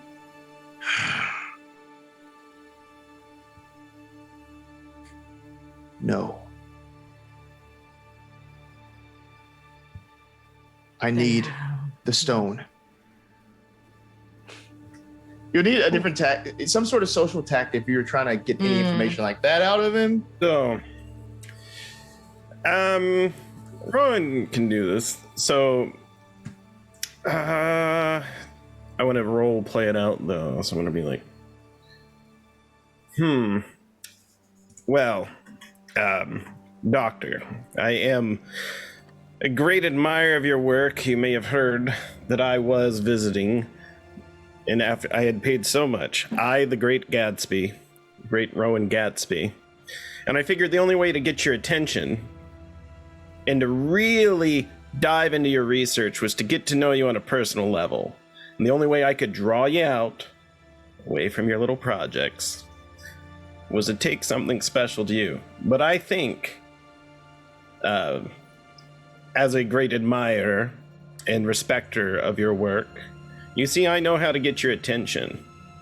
When we ask to get to learn why all the little ladies here in Mud Lake, Northport, and surrounding regions are becoming impregnated, I expect you to do the courtesy and show us.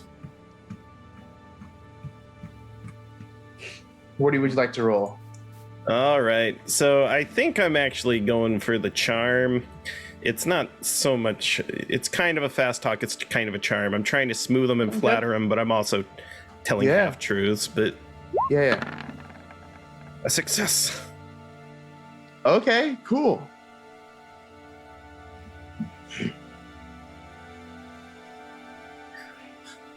I am simply working for efficiency here. Our clan is dying. We need more of our people. This is the way that Dagon and Mother Hydra have told me. This is our future, as he points towards the water. We're losing our people, and our heritage. After leaving the East, we're losing touch. I simply want to restore our livelihoods, our people. Now the tablet, please. It will ensure that we can survive. Alice, why don't you give him the tablet? Well, and I'm gonna pull out the shotgun. What, this one? And I'm just... Yeah, yeah. And at that, you can see like those gills like flare as you can just see full like monstrosity in this guy's face. You know what I mean? Like you see the teeth, like the true inhumanity of, huh? Are you shooting? I'm not shooting. I am simply... I don't want to kill... Murder these people driving away early. Well, you're going to shoot their tires. Well, Put that away. You're making a mistake. I think the only mistake you're is the one. I think the only mistake I'm going to make is considering letting you get away.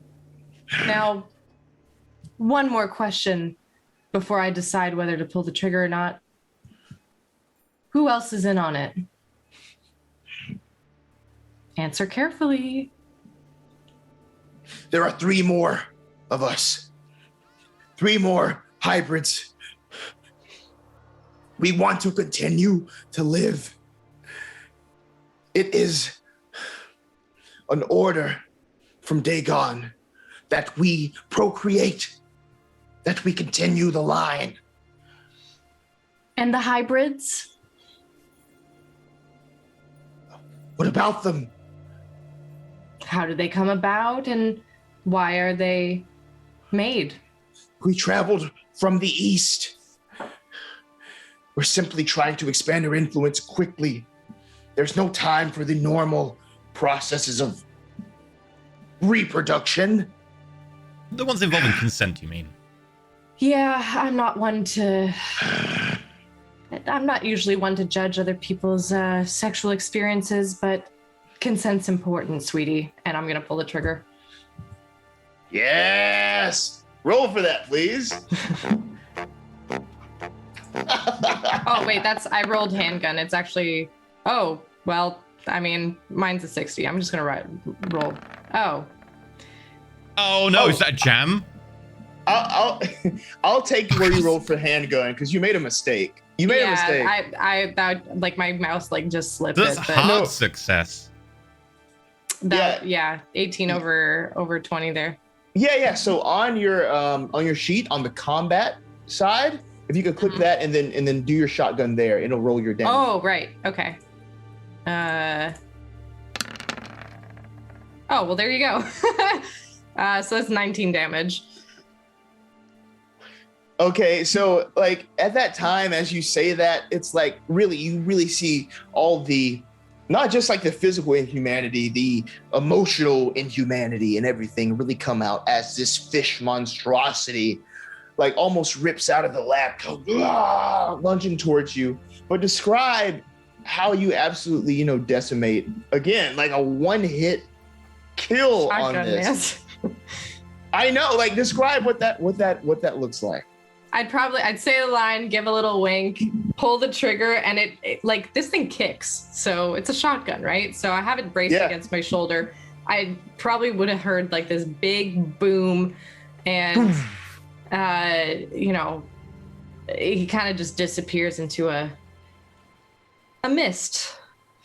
Yes, you see this mist of blood as it flies back, almost landing at the edge of the water there. You might even call that a tuna melt. Oh my god. Oh, okay. So there you are at the edge of this water. Yes. So he's laying there at the edges of water, dead. You have the stone. You have this sense of finally stopping this scheme. What do you do? What's your next step? Like, what is that? I'm gonna go over, kind of kick him over a little bit and see if there's anything in his pockets, like keys or anything.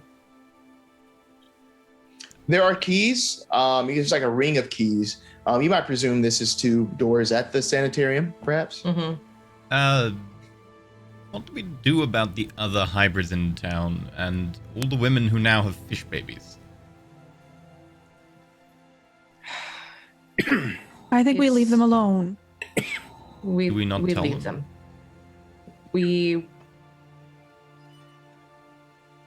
They're I feel gonna like find it out when would- they have fish babies. It might cause them more harm than good if we tell them now.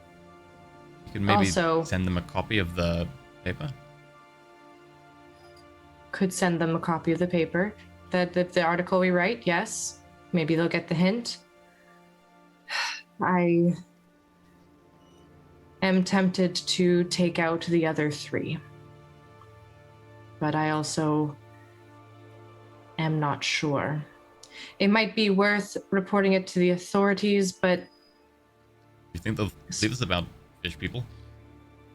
we don't have to say fish people. We can simply say that they are abusing their abilities as medical professionals. Oh yes, Get but the them other 3 close down. hybrids. Where are the other 3 hybrids? One of them is a newspaper stand owner.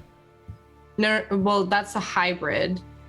Because this guy's not. That guy wasn't a hybrid, right? Like the doctors are Yeah. actual.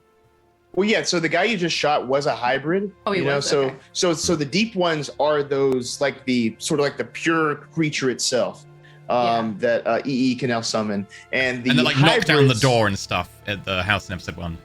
Yeah. So the hybrids are like the opposite, sort of like the mix between them and humans, which is Gotcha. basically all of what Innsmouth is. So like Gross. Okay. they're spread around, so I don't think we can pin them to the authorities because like one of them owns a newspaper stand. So if we're going to take them out, we have to take them out personally because I don't think we can be like authorities. These random 3 people in society without too much connection. We're not vigilantes. That's what I was gonna say. We're I don't newspaper mind. people. I don't mind the occasional casualty on route, but I am not a serial killer. What's to say that not all of us are bad? Well, the 3 here, in addition to this one, were participating in the same thing. We could tell them to go back to Innsmouth. You can summon your friend, right? Maybe you could speak through them. I would rather avoid doing that when possible. There is always a cost to these kind of things. Well, it just would make sense if maybe we used it to get them all to go back to Innsmouth. And say, maybe we take a picture of this tablet and then destroy it. We could blackmail them. If we destroy it, then they can't make any more of that goo, which Just would... take the tablet away. Good point. Honestly, Why I keep think if we publish the story, it might raise so much suspicion they all just need exit anyways. True, we could name them in the story, and then they would be forced out of the community. Beat them with press. We'd have to get some really good Circulation. reach on. Yeah. I can handle some of that. I will spend Right. my money from this endeavor to buy copies of the paper to send to every one of the names we've got. Can I Oh. see the tablet? We're probably not going to break it. I would like to figure out how it kind of unlocks the doors to the other dimension. I just want to take a look at it. Sure. Are you good to hold it? Okay. Oops. Maybe we should take a picture of it as well. Yeah, Yes. take a picture of it. I can hold it for the picture. Just make sure the picture doesn't make it into the newspaper. Okay. I mean, I'll just take a bunch of pictures of it. I guess like I'll lay it on the sand and like turn it over and get the different angles of it. Can I take a closer look at it just to see if there's anything on it that stands out to me? Okay, yeah. You can give me a spot hidden. I failed it. Oh my god. Again, I rolled yeah. today. Yeah. Speaking of, since we're investigating it closer, can I do an archaeology and anthropology roll on it to kind of just, now we know more about them, work out more about the culture? Yes. Whichever one you would like. Okay, archaeology. Sorry. Okay. No, nothing more. It's very similar, though, to the thing you've seen in your sort of summoning idol. Similar sort of craftsmanship. Why do you want to look at this more, Rupert? It might give us some more information about the Deep Ones and their society and their culture, also how their travel works. There's always elements of your heritage that we know so little about. We could work out a lot more from this and also be able to prevent such things happening.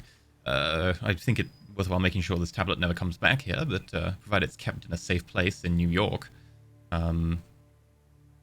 It's too risky. And then I go throw it on the ground really hard. Try to smash it. Give me a strength roll, please. Oh god, I hope it doesn't bounce up and like it's fine after. Okay. I mean, it is sand. I failed it. So you throw it down and it like chips. Whoosh. It's not completely shattered, but a piece of it, a significant piece, sort of breaks off. Do you do the job again? No. Wait. I'll start I'm gonna start jumping on it or like kicking it and trying to break it apart. Another strength. Unless anyone wants to stop you. I would like to try and intervene. Dex. Can I use strength? I want to really get in there very quickly before. Okay. Hard success. Ruby smashes this thing to pieces. Throws it down, jumps on it. It almost dissolves into just pieces of rock. I know you wanted to study this, but this has already ruined lives. I don't want to know more about my people or their culture. This has hurt people. It's understandable. I just thought we might be able to work out more, or maybe even possibly figure out a way to undo it. I don't know if that would have happened. Probably not, but I thought it was an attempt. I think you did the right thing. I look at Alice with like tears kind of welling up in my eyes. apparently that side of me, none of these people have shown me that they're anything but bad. It's You're just not better to right. destroy it. We met one who wasn't all bad, but they'd forgotten their heritage. Being born a certain way doesn't make you a certain person, doesn't mean you're going to be good or evil or do terrible things. It's the way we're brought up, the system's involved. You were brought up by lovely people who believe that raccoons are cats. What? Nothing. Well, the thing, Rupert. the thing to tell you though is that might be true, but I have a tattoo on my hand that is suppressing that side of me. There's no telling that I wouldn't be any better than him. And I point to Gray's body on the ground. Who knows how if I would just change into that without any care for what I did to other people. Ruby, you met a Deep One hybrid who had spent their time on land and forgotten their heritage, and they seemed perfectly harmless. Well, and on top of it, you have people who were looking out for you. Your great-great-grandmother. And despite that tattoo, it's probably better than the alternative, right? And you made that choice. You want to be a good person. You don't know what the motivations are behind these other ones. I'm just saying we've met more bad ones than good. And maybe that's how it's always going to be. But you're not just your heritage, and you're not just your bloodline or whatever it is, so... And Ruby would never say this because it's like we've left a body count behind her, but she found out she's like half one of these people and just has seen all of this negativity in association with this other part of her. So it's like a dichotomy of like, I'm bad. Well, Yeah, now that's Alice gone. would try to hug her.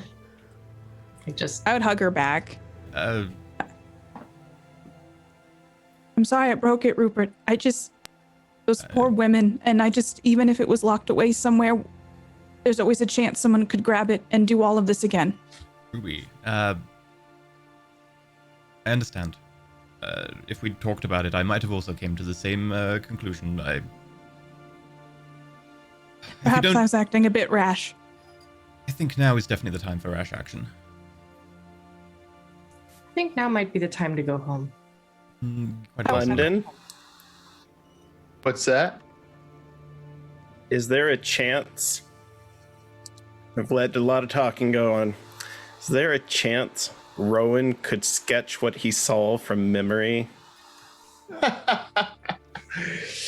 I'm just saying, because I like the dichotomy of Ruby acting valiantly and harshly in destroying the thing, Rupert's need for it, Alice being the voice of reason, and just one of those like villainous undercards where Rowan's just like, oh, artwork, groovy, because he's had a lot of jazz cabbage today, played a lot of music, and I doesn't imagine like in a always- week's time he comes to Rupert's like, hey, I sketched this is nothing wrong, and I'm like, nothing wrong at all, puts it up on the wall. Well, And here's the thing. I've consistently, it doesn't have to be perfect, but just kind of like a. First off, an intelligence roll. Okay. That I can do. Ruby did get pictures, right? Because I did take pictures of the tablet. Like I rotated it and got yeah. evidence of everything. I'm not intelligent. I'll spend some luck. I've got it. So. As So I'm much as spending the I luck. totally understand and but Rupert is an archaeologist, and destroying something is the final answer. That is not an archaeologist thing, but I totally understand. Now, since you've made that intelligence roll, now you can try with your art skill. What is that, drawing or? Drawing. Yeah. Drawing? Yeah. No, I fail. I probably doomed myself. Basically, what would come out if you tried to sketch this is just like a 7-sided like shape. Yeah, I just get this weird Yeah, looks like I'm drawing cars again. An elephant. Yeah. Yes. So you have that. Probably drawing Ruby smashing it. That's what I'm like. Stick figures. If you don't mind, Ruby, Smash. I'll take some fragments, but leave some of the more core pieces behind. And if you want to, I gesture towards the shotgun. With your permission. What do you want? Yeah. Yeah. Whatever that's you all want to right. do with it, that's fine. And I kind of turn and start walking towards the water a little bit. I'm just looking out at the ocean. God, what would be the most efficient way to actually destroy these pieces? I mean, I'll pick up Wow. like a lot of the edge pieces, but there'll be like one central piece which I will deliberately leave to be destroyed. Either we can just take a little hammer to them, or like honestly, a little hammer will do. Or we can literally go into town and just buy a hammer and just smash a bit Or of just rock. smash it against the rocks. Like there's a whole bunch of rocks here, so What I rock mean, is the just, tablet like, made out of? Is it like a hard rock or is it a softer rock? It's a harder rock, but brittle, if that makes sense. Yeah, so then that's Pick a easy big enough rock to and- smash. Yeah. Yeah, just smash it against another rock and until it's basically nothing. Yeah. I'll use I my think that'll do. 70 strength to find a really big rock to give to Alice, and then we'll just drop it. Whoosh. Yeah. If you want to do that, no rolls required to drop this larger rock onto the smaller pieces here until it's more of like a powdery substance there. Destroy it. Let's hope nobody has to be subject to this thing again. And with that, heading back to New York, what is it that you're publishing here? Is there anything you're specifically including? Anything you're leaving out? I would suggest and we don't name the women involved, but Not we naming the reference women. we reference the sanitarium. We don't reference the boarding house because that's not really related. Yeah. We reference all of the hybrids, and I will then make sure that I send a copy to all the women involved and to the hybrids involved, including a note to the hybrids suggesting that they go back to Innsmouth. Oh crap! Actually, before we go back, did we see, like, we didn't run into Nathaniel at all? Okay, so never mind. We also never Yeah. followed up the thing about the gold necklace. Oh yeah, the gold necklace. Yeah, now I was going to say, while we didn't run into Nathaniel, I want to write a creative fiction piece to go with it about the star-crossed lovers and boarding houses and strange faiths, if you will. And under a nom de plume, a review of my amazing concert. I know these aren't necessary, the juicy details that we have in our other fiction, but I think it might reach a different audience.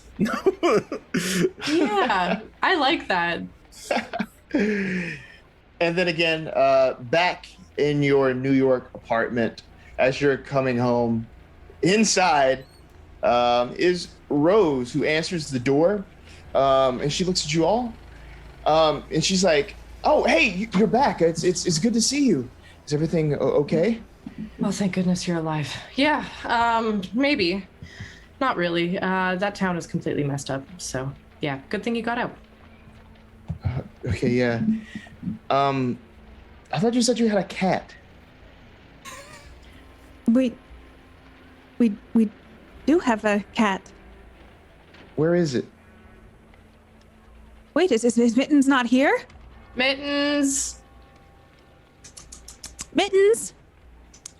Come And here. I'm gonna, I've been here for days. I have not seen a cat. Have you seen a raccoon? Yes, there was a raccoon in here, and I tossed it out. It was causing a mess. That's our cat. Our city cat. Girl, you don't know what a raccoon is? She don't know what a raccoon is. No, I know what a raccoon is, but I loved Mittens. Just go with it. Just go with it. Honestly, we've been living with Mittens for a very long time. Raised him since he was a baby. So, Mittens. Crap. And I'm gonna grab one of the sweaters with holes in it and a couple like treats. And I'm just gonna go walk down the street and just go, Mittens! Mittens! I would go like look out on the fire escape. Is Mittens on the fire escape? Give me a luck roll. Oh no. Okay. Failure. Oh, I failed as well. No. Mittens is not on the fire escape. Mittens! Listen roll. Maybe you'll have a new hat. No. I How dare failed. you? Okay. No! Oh! You Do might I say spend 7 luck? you might say that the gloves You are can. coming off. Oh, you just see Ruby sitting in the rain on the fire escape, just downtrodden. If you want to spend 7 points of luck, you can. That's so much luck. Okay. Don't. Oh my god, but our mittens. It's okay. Go find Last another time we went raccoon. down this path, we killed a man. I'd be careful. Yeah, okay. I'm just no, well he'll come back. It's fine. Ugh. I'm gonna leave out little treats and stuff that he likes just around our building. And go back up to the apartment and just say, we probably should have properly warned you about him. He's our pet. I'm going back to Michigan. As she proceeds to pack up her things to depart. Okay.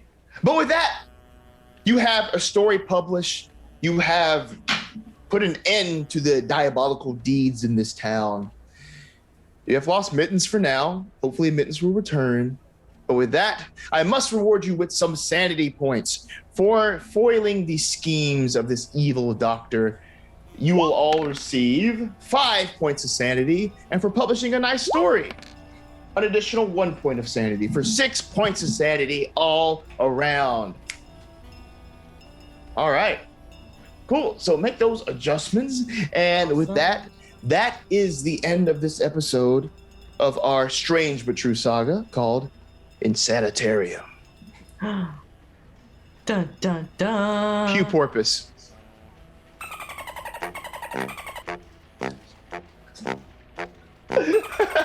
Thank you so much for playing with me. Back to you, EE. Okay, so with the bipedal porpoise people revealed to have been bipedal porpoise people impregnating the poor people of Northport, we are going to end today's episode. We have some outro stuff. There's a load of stuff up on the Patreon if you want to go check that out. And thank you very much to Roll20 for sponsoring today's episode and making it possible for us to do this and bring you the stuff and roll all of our stuff for our bipedal porpoise people impregnating the people of Northport. So, before we go, let's go around everyone and wait and find them until next week. Let's start off with our lovely GM, London. London, who are you? What are you doing? Where we find you? Hi, I'm LC. LC, that's me. You can find me on Twitter at London Carlisle. Until next week, on Tuesday, I'll be running some Call of Cthulhu for Spot Hidden, where I'm the keeper over there. Next Wednesday, I'll be on Gilding Light from Satine Phoenix. We're playing an all bards campaign over there, so that's a lot of fun. And what else? That's pretty much it. Just follow me on Twitter for all the news. But then next Saturday, of course, we'll be back here with Strange But True. Okay. And what about Saxmaster General Grant? Hey everybody, my name is Grant Ellis. You can follow me on the Twitters at WisePapaGrant. I got a lot of things going on, so if you follow me there, you can learn about my goings and my doings. Also, a special shout out to my friend, the Outlaws Network in chat, who has been advising and helping me learn more about the wonders of Call of Cthulhu. But that's all for me. Okay, and for the person who teaches us why consent is important, well, because it is, but also because she will shoot you with a shotgun, so just bear that in mind. Vandy, what about you? Hey, hi everybody. You guys can find me at OMG Bandy everywhere. I stream on Wednesdays and Fridays, playing some Among Us with friends, but also some other games. And you can follow some dice making adventures on Twitter, which I'm getting more and more into. I have some masters that I've made, and I'm very excited to actually cast them so that I can make some really fun, not edible creations. So take a look at there, and yeah, we'll see you next week for this. I'm so excited. Okay, and last but not least, what about Katie, our bipedal porpoise people with a heart of pure gold? Oh, I mean, and devastated about Mittens. Hopefully we find Mittens. My name is Katie Peters Plays. I played Ruby for you today. I'm sad that next week's the last episode of this Don't gang say and adventure. such a thing. It will always live in my heart. True. But you can find me on Twitter at PlayKatiePlay, on Twitch at Katie Peters Plays. The rest of this month, I'm raising money for St. Jude. So if you want to come over and hang out, and I also have a special shirt with St. Jude and designed by humans. It's got big D20 on it, and all proceeds go to St. Jude. So if you want to get some cool gear, you can do that till May 31st. That's me. I still haven't summoned tell your us granddad. about you. But at some point, I need to summon your granddad. Please do, because then maybe I can get some answers. Hello, I'm Entrilissium. You can find me at youtube.com/Entrilissium, twitch.tv/Entrilissium. I am currently playing a lot of Total War Warhammer 2 with a load of mods and stuff. Currently playing the Empire. Chaos has invaded. It's dicey. I'll be doing lots of that, probably streaming it on Monday and a few other days in the week. In addition, you can find me here on Thursdays running our D&D game, and of course, back here next Saturday. Right, with that said and done, and have a quick look if we had any tips today. Top tip, don't let them rub the blue balls on you. That sounded different in my head. Anyway. What? What? No tips today, so we're off. We're going to do an after show that'll be on our Patreon in a few days. Thank you, everyone. Done. That's it.